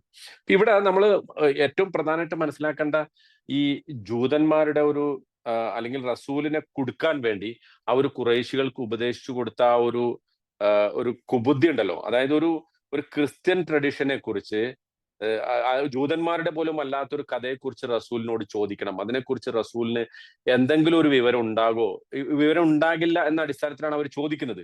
അതേസമയം അദ്ദേഹം പ്രവാചകനാണെങ്കിൽ അദ്ദേഹത്തിന് അള്ളാഹുവിന്റെ പക്കൽ നിന്ന് ദിവ്യബോധനം കിട്ടുമെന്ന് അവർക്ക് ഉറപ്പാണ്. കാരണം എന്താ? പ്രവാചകന്മാരെ കുറിച്ചുള്ള കൃത്യമായ വിവരം ആരുടെ അടുത്തുണ്ട്? ജൂതന്മാരുടെ അടുത്തുണ്ട്. ഈ അരിഫൂന അവർക്ക് അള്ളാഹുവിന്റെ വചനത്തെ കുറിച്ച് അറിയാം. കമാ യഅരിഫൂന അബ്നാഅഹും, അല്ലെ? യഅരിഫൂന കലാമല്ലാഹി കമാ യഅരിഫൂന അബ്നാഅഹും. അവർക്ക് അള്ളാഹുവിന്റെ വചനങ്ങളെ കുറിച്ച് അറിയാം. ഏതുപോലെ? അവരുടെ മക്കളെ അറിയുന്നത് പോലെ അറിയാമെന്ന് ഖുർആൻ ഈ ജൂതന്മാരെ കുറിച്ച് പറഞ്ഞിട്ടുണ്ട്. അപ്പോ ഇത് മുഹമ്മദ് നബി സല്ലല്ലാഹു അലൈഹി വസല്ലമയുടെ ഈ ഖുർആൻ ഖുറൈശികൾ ഓതി കേൾപ്പിച്ചപ്പോ അപ്പൊ തന്നെ അവർക്ക് ബോധ്യപ്പെട്ടിട്ടുണ്ട് ഇതാരാണ്, ഇത് പ്രവാചകനാണ് എന്നവർക്ക് ബോധ്യപ്പെട്ടിട്ടുണ്ട്. പക്ഷെ എന്നിട്ടും അവരത് മറച്ചു വെച്ചതിന്റെ കാരണം എന്താ? അവർ മറച്ചു വെച്ചതിന്റെ കാരണം ഇത് അറബികളിലാണ് വന്നിട്ടുള്ളത്. ഞങ്ങളിലാണ് ശരിക്ക് അവസാനത്തെ പ്രവാചകൻ വരിക എന്നാണ് അവർ പ്രതീക്ഷിച്ചിരുന്നത്. ഒരു അവസാനത്തെ പ്രവാചകനെ കുറിച്ചുള്ള സൂചനകൾ അവരുടെ ഗ്രന്ഥങ്ങളിലുണ്ട്, വേദഗ്രന്ഥങ്ങളിലുണ്ട്. പക്ഷെ അവരുടെ വേദഗ്രന്ഥങ്ങളിൽ ആ സൂചിപ്പിക്കപ്പെട്ട പ്രവാചകൻ ഖുറൈശികളിൽ വന്നു അല്ലെങ്കിൽ അറബികളിൽ വന്നു എന്നത് അവരെ സംബന്ധിച്ചിടത്തോളം ഏറ്റവും പ്രശ്നമുള്ള ഒരു സംഗതിയായിരുന്നു. അതുകൊണ്ട് അവരെന്ത് ചെയ്തു? ആ ഒരു സംഗതി ഉൾക്കൊള്ളാൻ തയ്യാറായില്ല എന്ന് മാത്രമല്ല, ഈ അറബികൾ തന്നെ ഈ പ്രവാചകനെ കൈകാര്യം ചെയ്യാൻ വേണ്ടിയിട്ട് അവർ വിട്ടു. അവർ ചെയ്ത ഏറ്റവും പ്രധാനപ്പെട്ട ഒരു സംഗതി ഈ അസ്ഹാബുൽ കഹ്ഫിനെ കുറിച്ച് അവരോട് പറഞ്ഞ രീതിയാണ്. നോക്കൂ, കുറച്ച് യുവാക്കള് ഫിത്തിയത്തിൻ ദഹ്റിൽ അവൽ എന്നാണ് അവർ പറഞ്ഞത്. അത്രേ അവർ പറഞ്ഞിട്ടുള്ളൂ. പണ്ട് കാലത്ത് ഉണ്ടായിരുന്ന കുറച്ച് യുവാക്കൾ, അപ്രത്യക്ഷരായ യുവാക്കൾ, അവരെ കുറിച്ച് ചോദിക്കാൻ. യുവാക്കൾ അപ്രത്യക്ഷരാകുക എന്ന് പറഞ്ഞാൽ പ്രത്യേകിച്ച് അന്നത്തെ കാലത്ത് അതൊരു കോമൺ സംഗതിയാണല്ലോ. അപ്പോ അത് ചോദിക്കാൻ വേണ്ടി പറയുമ്പോൾ അവരുടെ ഒരു കുബുദ്ധി വർക്ക് ചെയ്യുന്നത്, പ്രത്യേകിച്ച് ഈ തങ്ങളുടേതല്ലാത്ത ഒരു സ്റ്റോറി എടുത്തിട്ട് ആ സ്റ്റോറിനെ കുറിച്ച് ചോദിക്കാൻ പറയുന്ന ആ ഒരു വക്രബുദ്ധിയുടെ വ്യാപ്തി നമുക്ക് അതിൽ നിന്ന് ബോധ്യപ്പെടും. രണ്ടാമത് പറയുന്നത് എന്താണ്? ഇതിനെ കുറിച്ചാണ്, ദുൽഖർനൈനെ കുറിച്ചാണ്. ദുൽഖർനൈനെ കുറിച്ച് പേരോ ഒന്നും പറയുന്നില്ല. പിന്നെന്താ പറയുന്ന? ഈ റജുലുൻ തവാഫ്, അല്ല, ഭൂമി മുഴുവൻ ചുറ്റി സഞ്ചരിച്ച മശാരിഖൽ അർളി വ മഗാരിബഹ. അപ്പൊ അവർക്ക് ഉറപ്പാണ് എന്ത് മുഹമ്മദ് പറഞ്ഞാലും അതിനെക്കുറിച്ച് അഭിപ്രായ വ്യത്യാസം ഉണ്ടാവും. കാരണം എന്താ? ഇപ്പൊ തന്നെ നോക്കൂ, നമ്മൾ ഈ സൂറത്തുൽ കഹ്ഫ് പഠിക്കുമ്പോൾ ഈ ദുൽഖർനൈനെ കുറിച്ച് അവർ ചോദിക്കുന്നു. അപ്പൊ അള്ളാഹു പറയുന്ന കുറച്ച് കാര്യങ്ങളുണ്ട്. അതിൽ നമ്മുടെ തഫ്സീറുകളിൽ തന്നെ പല അഭിപ്രായങ്ങളുണ്ട്. കാരണം എന്താ? ആ ഖുർആന്റെ വചനങ്ങൾ എടുത്തിട്ട് ഒരുപാട് വിശദീകരിച്ച ആളുകൾ അതിനെക്കുറിച്ച് പല അഭിപ്രായങ്ങൾ പറഞ്ഞിട്ടുണ്ട്. അപ്പൊ അന്നത്തെ കാലത്ത് സ്വാഭാവികമായിട്ടും മുഹമ്മദ് നബി സല്ലല്ലാഹു അലൈഹി വസല്ലം ഒരു കാര്യം പറഞ്ഞാൽ അതിനെ അവർക്ക് ഡിസ്പ്യൂട്ട് ചെയ്യാൻ വളരെ എളുപ്പമാണ്. ഇത് അയാളല്ല, മനസ്സിലാവുന്നുണ്ടോ? അത് അയാളല്ല, വേറെ ആളാണ് എന്ന് പറയാൻ വളരെ എളുപ്പമാണ്. അപ്പൊ അത്രത്തോളം തർക്കത്തിന് സാധ്യതയുള്ള വിഷയങ്ങളാണ് അവർ ഇട്ടുകൊടുക്കുന്നത്. ആ അഭിപ്രായ വ്യത്യാസത്തിന് സാധ്യതയുള്ള കാര്യങ്ങൾ ചോദിക്കാനാണ് അവര്, മുഹമ്മദ് നബി സല്ലല്ലാഹു അലൈഹി വസല്ലമയോട് ചോദിക്കാനാണ് ഖുറൈശികളോട് അവർ പറയുന്നത്. എന്തിനാണത്? അങ്ങനെ പറയുമ്പോൾ സ്വാഭാവികമായിട്ടും ഖുറൈശികൾക്കിടയിൽ അഭിപ്രായ വ്യത്യാസം ഉണ്ടാകും, അല്ലെങ്കിൽ പ്രവാചകൻ പറഞ്ഞതിനെ കുറിച്ചുള്ള തർക്കങ്ങൾ ഉണ്ടാവും. അതിന്റെ പേരിൽ വീണ്ടും മുഹമ്മദ് നബി സല്ലല്ലാഹു അലൈഹി വസല്ലമയെ എതിർക്കാം. അത് അവരുടെ കാര്യം അവർ തന്നെ കൈകാര്യം ചെയ്തോളും, മുഹമ്മദിന്റെ കാര്യം അവർ തന്നെ കൈകാര്യം ചെയ്തോളും എന്ന ഒരു ആ, പിന്നെ ആ ഒരു ഉദ്ദേശ ലക്ഷ്യം വെച്ച ഒരു വളരെ കുബുദ്ധിയാണ് അവരവിടെ ജൂതന്മാർ പ്രയോഗിച്ചത് എന്ന് നമുക്ക് കാണാൻ സാധിക്കും. അതുപോലെ റൂഹിനെ കുറിച്ച് നമ്മൾ പറഞ്ഞല്ലോ, റൂഹ് എന്നുള്ളത് ആത്മാവ് എന്നുള്ളതാണ് നമുക്കറിയാവുന്നത്. പക്ഷെ അതേ റൂഹിനെ കുറിച്ച് അത് പിന്നെ എന്താണ് പിന്നെ നമ്മുടെ ജിബ്രീൽ അലൈഹി ഇസ്ലാം ആണെന്ന് പറഞ്ഞിട്ടുണ്ട്. അതെ, നമ്മളിൽ ഊതുന്ന ജീവനാണ് എന്ന് അള്ളാഹു പറഞ്ഞിട്ടുണ്ട് അല്ലെ. പിന്നെ ഫനഫഖു ഫീഹി മിർ റൂഹിഹി, അള്ളാഹുവിന്റെ നമ്മളുടെ ജീവൻ ഊതുന്നതിനെ കുറിച്ച് റൂഹ് എന്നാണ് പറഞ്ഞിട്ടുള്ളത്. അതായത് അതുകൊണ്ടാണല്ലോ ഇപ്പൊ ജീവൻ നമ്മൾ ജനിക്കുമ്പോ അല്ലെങ്കിൽ നമ്മൾ ഉറക്കത്തിൽ നിന്ന് എഴുന്നേൽക്കുമ്പോൾ ഒക്കെ അള്ളാഹു നമ്മളെ ജീവിപ്പിക്കുന്നു എന്നാണല്ലോ പറഞ്ഞത്. നമ്മളുടെ ഉറക്കത്തിൽ നിന്ന് എഴുന്നേൽക്കുമ്പോൾ പ്രാർത്ഥന എന്താ? അൽഹംദുലില്ലാഹില്ലദി അഹ്യാന ബഅദമ അമാതന. അപ്പൊ ആ ഒരു ജീവനെ കുറിച്ച് റൂഹ് എന്ന് പറഞ്ഞിട്ടുണ്ട്. ജിബ്രീലിനെ കുറിച്ച് റൂഹ് എന്ന് പറഞ്ഞിട്ടുണ്ട്. ആത്മാവിനെ കുറിച്ച് റൂഹ് എന്ന് പറഞ്ഞിട്ടുണ്ട്. അപ്പോ ആ ചോദ്യം ചോദിക്കുമ്പോൾ ഏതെങ്കിലും ഒരു ഉത്തരമാണ് പ്രവാചകൻ നൽകുന്നതെങ്കിൽ ഒന്നുകിൽ പറയണത് ആത്മാവിനെ കുറിച്ചാണ്, അല്ലെങ്കിൽ പറയണത് ജിബ്രീൽ അലൈഹി ഇസ്ലാമിയെ കുറിച്ചാണ്, അല്ലെങ്കിൽ അത് ജീവനെ കുറിച്ചാണ് പറയുന്നത് എന്നൊക്കെ പറയുകയാണെങ്കിൽ എന്ത് ചെയ്യാം? അതിനെ ഡിസ്പ്യൂട്ട് ചെയ്യാൻ പറ്റും, എതിർക്കാൻ പറ്റും. അപ്പൊ അത്തരം എതിർക്കാൻ പറ്റുന്ന, അല്ലെങ്കിൽ പ്രവാചകൻ എന്ത് ഉത്തരം പറഞ്ഞാലും അതിന് തിരിച്ചു പറയാൻ പറ്റുന്ന രൂപത്തിലുള്ള ചോദ്യങ്ങളാണ് വാസ്തവത്തിൽ ഈ ജൂതന്മാരുടെ കുബുദ്ധി വാസ്തവത്തിൽ ഇവർക്ക് ഓതിക്കൊടുക്കുന്നത്. അപ്പോ അതുമായിട്ടാണ് ഇവര് പ്രവാചകൻ സല്ലല്ലാഹു അലൈഹി വസല്ലമയുടെ അടുക്കൽ വരുന്നത്. അത് വെച്ചിട്ടാണ് ഈ സൂറത്ത് അള്ളാഹു സുബ്ഹാനഹു തആല അവതരിപ്പിക്കുന്നത്. അങ്ങനെ അവതരിപ്പിക്കുമ്പോൾ എങ്ങനെയാണ് അള്ളാഹു അതിന് ഡീൽ ചെയ്യുന്നത്? ആ മറ്റ് നിലവിലുള്ള കഥകളെ എങ്ങനെയാണ് ഇപ്പോ ഈ അസ്ഹാബുൽ കഹഫിന്റെ കാര്യത്തിൽ ഞാൻ നേരത്തെ പറഞ്ഞു, ക്രിസ്ത്യാനികളുടെ ഒരു ട്രഡിഷൻ, പ്രവാചകൻ സല്ലല്ലാഹു അലൈഹി വസല്ലമയുടെ ജനനത്തിന് 120 വർഷം മുമ്പാണ് ഈ ഗുഹാവാസികളെ അന്നത്തെ ആളുകൾ കണ്ടെത്തുന്നത്. ജേക്കബൈറ്റ് സുറിയാനി ക്രിസ്ത്യാനികളാണ് അന്നത്തെ സിറിയ, അതുപോലെ തന്നെ ഷാം വിളിക്കുന്ന, അതുപോലെ തുർക്കി, ഗ്രീസ്, അവരൊക്കെയുള്ള പ്രത്യേകിച്ച് അറബ് നാട്ടിലുള്ള ക്രിസ്ത്യാനികളുടെ ഒരു വിഭാഗം. നമ്മുടെ നാട്ടിലും ഈ യാക്കോബായ സുറിയാനി ക്രിസ്ത്യാനികൾ എന്ന് വിളിക്കുന്ന അവരുടെ പൂർവികന്മാര്, അവരിലാണ് ഈ കഥ ഉണ്ടാകുന്നത്, അല്ലെങ്കിൽ ഈ സംഭവം അവരാണ് ഇത് ഏറ്റെടുക്കുന്നത്.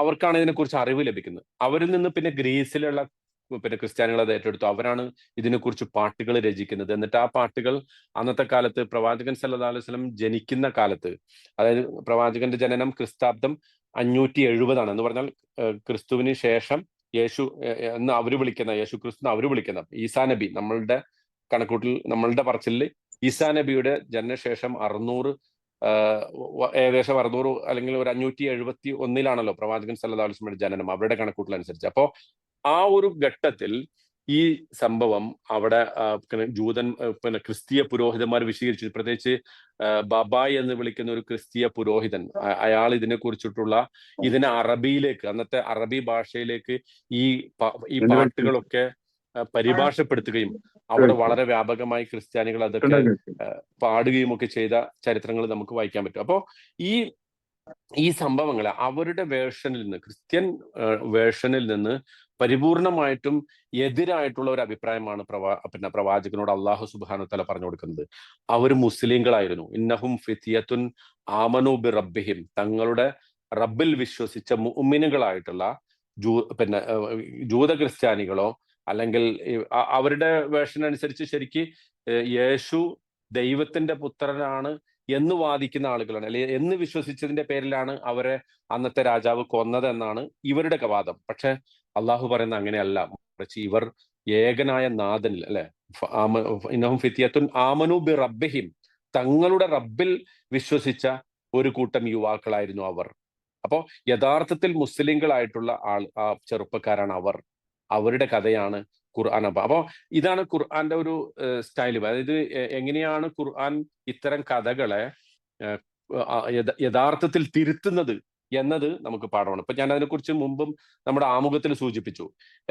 അതായത് ചില പുസ്തകങ്ങൾ അതിനെക്കുറിച്ച് വന്നിട്ടുണ്ട്. അതിൽ ഏറ്റവും പ്രധാനം ഖുർആൻ ആൻഡ് സ്റ്റോറി ഓഫ് ബൈബിൾ അല്ലെങ്കിൽ ടോക്ക് ഓഫ് ബൈബിൾ എന്നാണ് പുസ്തകത്തിന്റെ പേര്. അതിൽ പറയുന്നുണ്ട് ഖുർആൻ എങ്ങനെയാണ് ബൈബിളിൽ നിന്ന് കോപ്പി ചെയ്തത്. പല കഥകളും ഖുർആൻ എങ്ങനെയാണ് കോപ്പി ചെയ്തത്.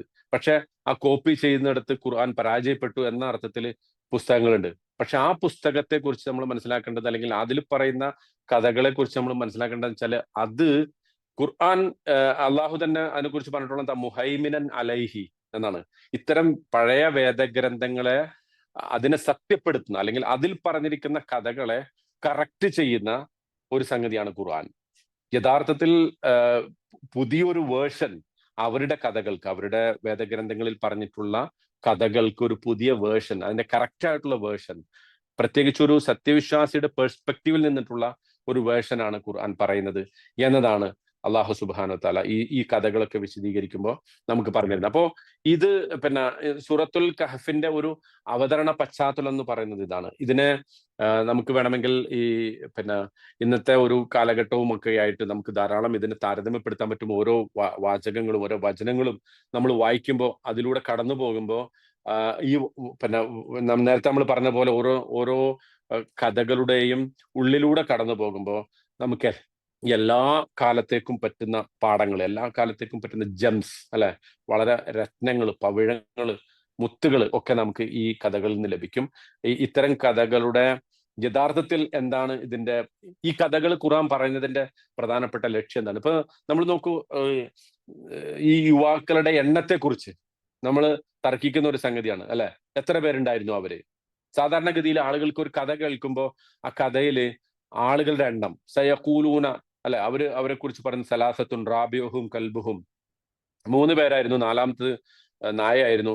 ഹംസത്തുൻ സാദിസുഹും കൽബുഹും, 5 പേരായിരുന്നു, 6മത്തത് നായയായിരുന്നു. റജമം ബിൽ ഗൈബ്, അത് വളരെ ഊഹത്തില്, റജം എന്ന് പറഞ്ഞ കല്ലെറിയാന്നാണ് അർത്ഥം. റജ്മ് ബിൽ ഗൈബ്, നമ്മൾ കണ്ണടച്ചിട്ട് ഇരുട്ടിലേക്ക് ഒരു കല്ലെറിഞ്ഞാൽ എവിടെ ചെന്ന് കൊള്ളുക നമുക്ക് അറിഞ്ഞൂടാ. അതുപോലെയാണ് എണ്ണത്തെ കുറിച്ച് പറയുന്നത് എന്നാണ് ഖുർആൻ പറയുന്നത്. സബഅത്തുൻ സാമിനുഹും കൽബുഹും, 7 പേരായിരുന്നു അവർ, 8മത്തത് നായായിരുന്നു എന്ന് അവർ പറയുന്നു.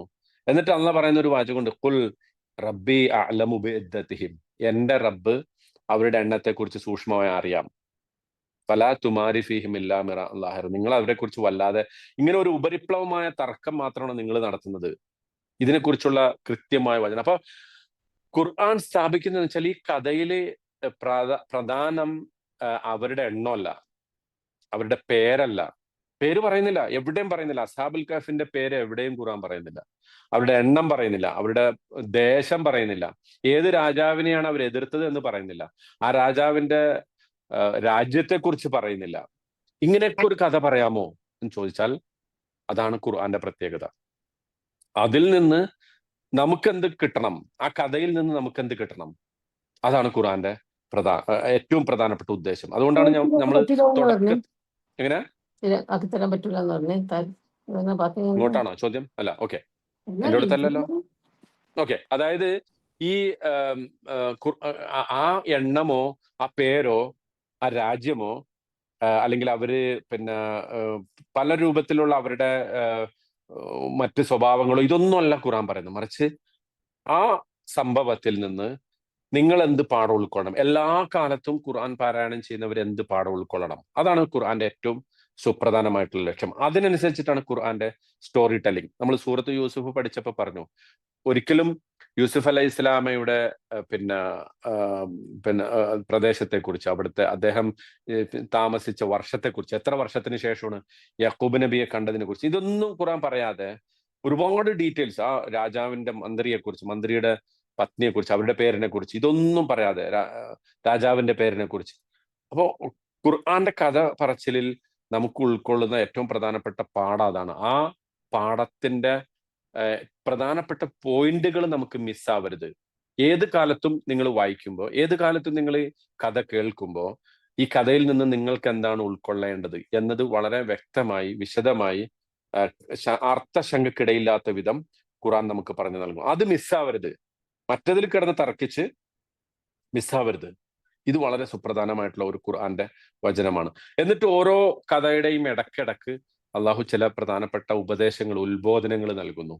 ആ കഥയിൽ നിന്ന് ജീവിതത്തിലേക്ക് വേണ്ട ഉത്ബോധനങ്ങൾ എങ്ങനെയാണ് പിന്നെ നിങ്ങളുടെ ഓരോ കാലഘട്ടത്തിലേക്കുമുള്ള ജീവിതത്തിൽ ആ കഥയിൽ നിന്ന് എന്ത് പാഠം നിങ്ങൾക്ക് കിട്ടും. ഇത് വളരെ സുപ്രധാനം. അതുകൊണ്ടാണ് ഇതിന്റെ ഹിസ്റ്റോറിക്കൽ കോണ്ടെക്സ്റ്റ് അറിയല് നമുക്ക് അനിവാര്യമാണെന്ന് പറയുന്നത്. കാരണം ഇത്തരം സംഗതികൾ ചരിത്രത്തിൽ ഉടനീളം ആവർത്തിച്ചുകൊണ്ടിരിക്കും. അസ്ഹാബുൽ കഹ്ഫിന്റെ സംഭവം ഇനിയും ചരിത്രത്തിൽ ആവർത്തിക്കാനുള്ളതാണ്. യുവാക്കളായിട്ടുള്ള നിലവിലുള്ള വ്യവസ്ഥിതിയെ എതിർക്കുന്ന ആളുകളുടെ സംഭവങ്ങൾ ഇനിയും ആവർത്തിക്കാനുള്ളതാണ്. അങ്ങനെ അവര് എതിർക്കുമ്പോൾ അവര് ഒരു ഹിജറയാണ് അവർ പോകുന്നത്, അല്ലെ? ആ രാജാവിന്റെ പിടുത്തത്തിൽ നിന്ന് ഒരു ഹിജറ പോവുകയാണ്. അതിനെക്കുറിച്ചുള്ള വിശദമായ വർത്തമാനങ്ങൾ നമുക്ക് ആ സന്ദർഭത്തിൽ പറയാം. പക്ഷെ അപ്പോ അവരെങ്ങനെയാണ് അള്ളാഹു രക്ഷിക്കുന്നത്? ഇപ്പോ മറ്റൊരു സംഗതി ഇതിന്റെ അകത്ത് നമ്മൾ ഓർക്കേണ്ടതെന്ന് വെച്ചാല്, ഈ ക്രിസ്ത്യൻ, ഈ ബാബൈ എന്ന് പറഞ്ഞ ഒരു പുരോഹിതനെ കുറിച്ച് ഞാൻ പറഞ്ഞല്ലോ, ഈ പ്രവാചകൻ സല്ലല്ലാഹു അലൈഹി വസല്ലം ജീവിച്ചിരിക്കുന്ന കാലത്ത്, അതായത് ഈ ക്രിസ്താബ്ദം 500 അദ്ദേഹത്തിന്റെ ജനനകാലത്തെ കുറിച്ച് പറയുന്നത് 550 മുതൽ 630 വരെ ജീവിച്ചിരുന്ന ഒരു പുരോഹിതനാണ് ഈ ബാബ എന്ന് പറഞ്ഞത്. അയാൾ അതില് ഈ ഗുഹാവാസികളുടെ ചരിത്രം പറഞ്ഞിട്ട് ഒരു ക്രിസ്ത്യൻ വിശ്വാസത്തെ കുറിച്ച് പറയുന്നുണ്ട്. ആ വിശ്വാസം നമ്മുടെ വിശ്വാസവുമായി പല നിലക്ക് ചേർന്നിരിക്കുന്നു. ഉദാഹരണത്തിന്, അള്ളാഹുവിന്റെ മാർഗത്തിൽ വധിക്കപ്പെട്ടാൽ രക്തസാക്ഷിയാവുന്ന ആളുണ്ടല്ലോ, അവര് നാളെ നേരിട്ട് സ്വർഗത്തിലേക്ക്, അള്ളാഹുവിന്റെ സ്വർഗത്തിലേക്ക് പോകും എന്നത്, വിചാരണയില്ലാതെ സ്വർഗത്തിൽ പോകുമെന്നത് അന്നത്തെ ഒരു ക്രിസ്തീയ വിശ്വാസമായിരുന്നു. നമ്മുടെ വിശ്വാസവുമായിട്ട് യോജിക്കുന്ന ഒരു സംഗതിയാണ്. പക്ഷെ അവിടെ നമ്മുടെ വിശ്വാസമായിട്ട് എതിരാവുന്ന ഒരു സംഗതി ഉണ്ട്. അതെന്താന്ന് വെച്ചാല്, ഈ ആളുകൾക്ക് വേണമെങ്കിൽ നമുക്ക് വേണ്ടി എന്ത് ചെയ്യാം, ശുപാർശ നടത്താൻ അവകാശം കിട്ടും. അതുകൊണ്ട് നമുക്ക് അവരെ വിളിച്ച് പ്രാർത്ഥിക്കാം. അതുകൊണ്ടാണ് അവര് ഈ ഗുഹാവാസികളെ സെയിന്റുകളാക്കി മാറ്റിയത്. സെയിന്റ്, അവരുടെ പുണ്യപുരുഷന്മാരാക്കി മാറ്റി. അവിടെയാണ് നമ്മൾ തമ്മിലുള്ള വ്യത്യാസം. പക്ഷെ ഇന്ന് നമ്മുടെ കൂട്ടത്തിൽ അങ്ങനെ വിശ്വസിക്കുന്ന ആളുകളുണ്ട്. അതുകൊണ്ടാണല്ലോ ബദരീങ്ങളെ വിളിച്ച് പ്രാർത്ഥിക്കുക. ബദരീങ്ങളെ വിളിച്ച് പ്രാർത്ഥിക്കുക എന്ന് പറയുമ്പോൾ ആ രക്തസാക്ഷികളായിട്ടുള്ള ആളുകൾ നമുക്ക് വേണ്ടി അള്ളാഹുവിന്റെ അടുക്കൽ ശുപാർശ ചെയ്യും എന്ന വിശ്വാസം അങ്ങനെ കടന്നു വന്നതാണ്. അപ്പൊ അത്തരം വിശ്വാസ വൈകല്യങ്ങളെ കൂടി നമ്മൾ ഇതിൻ്റെ അകത്ത് ചേർത്ത് മനസ്സിലാക്കണം. അത് ഈ ക്രിസ്തീയ പുരോഹിതന്മാരിൽ നിന്ന്, അല്ലെങ്കിൽ അത്തരം പഴയ ആചാരങ്ങളിൽ നിന്ന് നമ്മളിലേക്ക് കടന്നുകൂടിയതാണ് എന്ന് നമ്മൾ മനസ്സിലാക്കണം. അപ്പൊ ആ ഒരു അത്തരം ഈ കഥകൾ മനസ്സിലാക്കുന്നതിലൂടെ, ഇത്തരം പഴയ ഹിസ്റ്റോറിക്കൽ കോണ്ടെക്സ്റ്റ് മനസ്സിലാക്കുന്നതിലൂടെ നമുക്ക് ഈ നമ്മുടെ വിശ്വാസവും അവരുടെ വിശ്വാസവുമായിട്ടുള്ള താരതമ്യങ്ങളും കൂടി നടക്കുമെന്നർത്ഥം. അതുകൊണ്ടാണ് മുഹൈമിനൻ അലൈഹി, അവർ പറയുന്ന കഥകളെ, അവർ പറയുന്ന അത്തരം നറേറ്റീവ്സുകളെ തിരുത്തി ഒരു യഥാർത്ഥ സ്റ്റോറി പറയുന്ന ഒരു ഗ്രന്ഥമാണ് ഖുർആൻ. മുസദ്ദിഖൻ ലിമാ,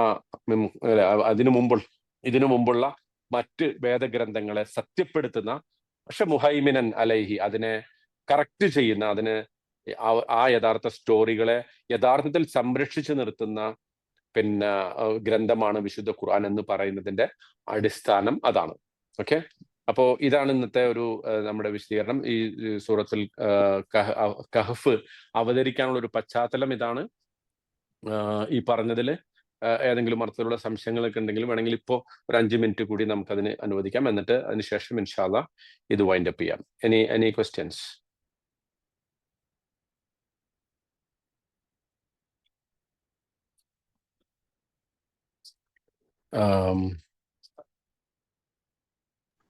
ഞാൻ ചോദിക്കുന്നത് കേൾക്കുന്നുണ്ടോ? ഓക്കെ ചോദിച്ചോളൂ. ഇപ്പൊ കേൾക്കാം. ഇപ്പൊ ഈ രണ്ടുപേര് പിന്നെ ജൂതന്മാരുടെ അടുത്ത് ചോദിക്കാൻ വേണ്ടി പോയല്ലോ നബി സല്ലല്ലാഹു അലൈഹി വസല്ലമയെ പറ്റിയിട്ട്. അതെ. അപ്പൊ അവര് 3 ക്വസ്റ്റ്യൻ ഇവരോട് പറഞ്ഞു കൊടുക്കുന്നുണ്ട്. അതെ, നബി സല്ലല്ലാഹുവിനോട് ചോദിക്കാൻ വേണ്ടിയിട്ട്. കറക്റ്റ്. ആ സ്പോട്ടിൽ തന്നെ ഉത്തരവും പറഞ്ഞു കൊടുക്കുന്നുണ്ട് അവര്. അല്ലെങ്കിൽ നബി സല്ലല്ലാഹു പറയുന്നത് ശരിയോ തെറ്റോ ഇവർക്ക് മനസ്സിലാവൂലോ. അല്ല, അതാണ്. അതായത് ഇവര് പറഞ്ഞു വിടുന്നത്, നിങ്ങൾ ഈ ചോദ്യങ്ങൾ ചോദിക്കുക, ആ ചോദ്യത്തിന്റെ ഉത്തരം എന്താണെന്ന് വെച്ചാൽ അതിൽ അദ്ദേഹം അതിന് കൃത്യമായ ഉത്തരം പറയുന്നുണ്ടെങ്കിൽ അദ്ദേഹം പ്രവാചകനാണ്. അല്ല, അതിന് ഉത്തരം പറയാൻ എനിക്ക് അറിയില്ല എന്നതാണ് പറയുന്നതെങ്കിൽ, കാരണം സ്വാഭാവികമായിട്ട് ഒരു പ്രവാചകന് മാത്രമേ അത് പറയാൻ പറ്റുള്ളൂ. അതിന്റെ മറ്റൊരർത്ഥം എന്താന്ന് വെച്ചാല്, ഈ ക്രിസ്ത്യൻ ട്രഡീഷനിൽ നിന്ന് ഈ കഥകൾ ഒരർത്ഥത്തിൽ അവിടെ വ്യാപകമായി അറിയാമായിരുന്നു. പ്രത്യേകിച്ച് ജൂതന്മാർക്കും ക്രിസ്ത്യൻ പുരോഹിതന്മാർക്കും ഇത് അറിയാമായിരുന്നു. സ്വാഭാവികമായിട്ടും അവർ പോയി ചോദിക്കും. അവർ പറയുന്ന ഉത്തരം ഇവരെന്ത് ചെയ്യും? തിരിച്ച് വീണ്ടും വന്നിട്ട് ഈ ജൂത പുരോഹിതന്മാരോട് പറയും. അങ്ങനെയാണല്ലോ. നമ്മളോട് ഇപ്പൊ ഒരാള് നിങ്ങൾ പോയിട്ട് ചോദിക്കൂ എന്ന് പറഞ്ഞു വിട്ടാൽ അയാൾ ഇന്ന ഉത്തരവാണ് തന്നത്, അത് ശരിയാണോ തെറ്റാണോ എന്നത് ഇവർ ചോദിക്കും തീർച്ചയായിട്ടും. പക്ഷെ അവിടെ അങ്ങനെ എന്താണ് സംഭവിച്ചത് എന്നുള്ളത്, അതായത് ഇവർ തിരിച്ചു പോയിട്ട് ജൂതന്മാരോട് പറഞ്ഞോ എന്നുള്ളത് നമുക്ക് ഈ പറഞ്ഞ അവതരണ പശ്ചാത്തലത്തിൽ ലഭ്യമല്ല. നമ്മൾ ഈ അവതരണ പശ്ചാത്തലം ഈ പറയുന്നത് വെച്ചിട്ട് പഠിക്കുന്നത് എന്താണെന്ന് വെച്ചാൽ, ഇതായിരുന്നു ഈ സൂറത്തിൽ അള്ളാഹു നൽകുന്ന ഉത്തരത്തിന്റെ ഒരു കോണ്ടെക്സ്റ്റ്. അതിനെ പിന്നെ ഈ ജൂത ക്രിസ്തീയ ആളുകളുടെ ഒരു പ്രശ്നം എന്താന്ന് വെച്ചാല്, എന്ത് തന്നെ ഖുർആൻ പറഞ്ഞാലും അതിന് പിന്നെ അവരുടേതായിട്ട് വ്യാഖ്യാനിക്കുന്ന ഒരു സ്വഭാവമാണ് അവർക്കുണ്ടായിരുന്നു. പ്രത്യേകിച്ച് ജൂതന്മാരെ സംബന്ധിച്ച് മദീനയിലെ ജൂതന്മാരുടെ ഒരു സ്വഭാവം തന്നെ അതായിരുന്നു. അതുകൊണ്ട് തന്നെ ഇവർക്ക് ഈ പറഞ്ഞത് ഖുർആൻ ഈ പറഞ്ഞ സംഗതി, ഖുർആൻ ഈ കൊടുത്ത ഉത്തരം അവർക്ക് ബോധ്യപ്പെട്ടിട്ടുണ്ടാവില്ല, അല്ലെങ്കിൽ അവരും മനസ്സിലാക്കിയിട്ടുണ്ടാവും സ്വാഭാവികമായിട്ട് ഇതല്ല ഞങ്ങളുടെ ഒരു ട്രഡീഷൻ. പ്രത്യേകിച്ച് ഇപ്പൊ ക്രിസ്ത്യൻ ട്രഡീഷനിൽ പറയുന്നത്, ഈ പറയുന്ന ആളുകളുടെ രാജാവ് വധിക്കാൻ ഉത്തരവിട്ടു. ആ വധിക്കാൻ വേണ്ടിയിട്ട് അവർ ഗുഹയിൽ കയറിയപ്പോൾ ഗുഹയിൽ വെച്ച് അവരെ പിടികൂടി. അങ്ങനെ ആ ഗുഹാമുഖം കല്ലുകൊണ്ട് അവരെ അടച്ചു. പിന്നീട് അവരെ കൊന്നു എന്നുള്ള അർത്ഥത്തിലാണ് ക്രിസ്തീയ ട്രഡീഷൻ ഉള്ളത്, ക്രിസ്ത്യൻ നറേറ്റീവ്സ് ഉള്ളത്. പിന്നീട് ഒരു ഷെപ്പേർഡ്, ഒരു ആട്ടിടയൻ വന്നിട്ടാണ് ആ കല്ല് എടുത്തു മാറ്റുകയും അവരെ പുറത്ത് അപ്പോഴാണ് അവരെ ജീവനോടെ കണ്ടത്. ആ ജീവനോടെ കണ്ടതാണ് ഈ രക്തസാക്ഷികൾ മരിക്കുന്നില്ല എന്നതിന് തെളിവായിട്ട് ക്രിസ്ത്യൻ ട്രഡീഷനിൽ വരുന്നത്.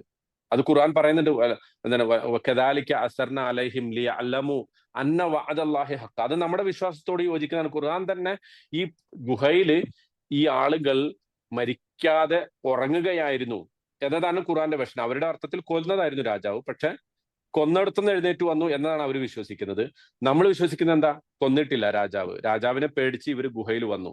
നമ്മൾ വിശദമായിട്ട് അതിനെ കുറിച്ചൊക്കെ പറയും. അപ്പോഴത്തേക്ക് അത് I don't want to jump the gun, അല്ല ഇപ്പോഴേ തന്നെ പറഞ്ഞിട്ട് ഇതാക്കണ്ട. അപ്പൊ ഈ ഞാൻ പറഞ്ഞു വരുന്നത് എന്താ വെച്ചാല്, ഖുർആന്റെ ഈ സ്റ്റോറി, ഖുർആന്റെ ഈ മറുപടി, ഈ 3 ചോദ്യങ്ങൾക്കുള്ള ഖുർആന്റെ മറുപടി അവർക്ക് തൃപ്തിയായോ അല്ലെങ്കിൽ അവർ അതിനെ ഉൾക്കൊണ്ട എന്നത് നമ്മുടെ വിഷയമേ അല്ല. ഖുർആൻ ഇതിനൊരു മറുപടി കൊടുക്കുന്നു. ആ മറുപടിയിൽ അവര് തൃപ്തരാണ്. അവര് തൃപ്തരാകില്ല ഒരിക്കലും. അങ്ങനെ തൃപ്തരാകുമായിരുന്നുവെങ്കിൽ ഇത് കേട്ട ഉടനെ അവരൊക്കെ വിശ്വസിക്കണമല്ലോ. മക്കയിലെ ഖുറൈശികൾ വിശ്വസിച്ചോ? ഇല്ലല്ലോ. പിന്നീടാണല്ലോ ബദറും ഉഹുദും ഒക്കെ വരുന്നത്. വിശ്വസിച്ചിട്ടില്ല. അപ്പൊ ചോദിച്ച ചോദ്യം ഇതായിരുന്നു. അതിന് ഖുർആൻ ഈ ഉത്തരം കൊടുത്തു. ഉത്തരം അവർക്ക് തൃപ്തിയായിട്ടുണ്ടാവില്ല. തൃപ്തി ആയാലും അവരത് വിശ്വസിക്കില്ല. കാരണം അങ്ങനെയാണ് കുഫാറിന്റെ നിലപാട്, എപ്പോഴും അങ്ങനെയായിരിക്കും. സത്യം, അതുകൊണ്ടാണല്ലോ അവരെ കാഫർ എന്ന് വിളിക്കുന്നത്, അല്ലെ? എന്താ കഫറ എന്ന് പറഞ്ഞാൽ സത്യം അറിഞ്ഞിട്ടും അതിന്റെ മുകളിൽ മറയിട്ട് നിൽക്കുന്ന ആളുകളാണ്. അപ്പോ ഈ പറഞ്ഞ ഉത്തരം അവർക്ക് അവർ പോയിട്ട് തീർച്ചയായിട്ടും ജൂതന്മാരോട് പറഞ്ഞിട്ടുണ്ടാവും. ആ ഉത്തരം കേട്ടിട്ട് ജൂതന്മാര് പിന്നെ അവരെ ഉപദേശിച്ചിട്ടുണ്ടാവും. അതൊക്കെ ശരിയായിരിക്കാം അല്ലെങ്കിൽ തെറ്റായിരിക്കാം, എങ്ങനെയാ ഉപദേശിച്ചത്, പക്ഷെ നിങ്ങൾ വിശ്വസിക്കാം. അവർ വിശ്വസിച്ചിട്ടില്ല എന്നുള്ളത് നമുക്ക് പിന്നീട് നടന്ന ചരിത്രത്തിലൂടെ തെളിവാണ്. അത് നമ്മളെ സംബന്ധിച്ചിടത്തോളം വിഷയമല്ല.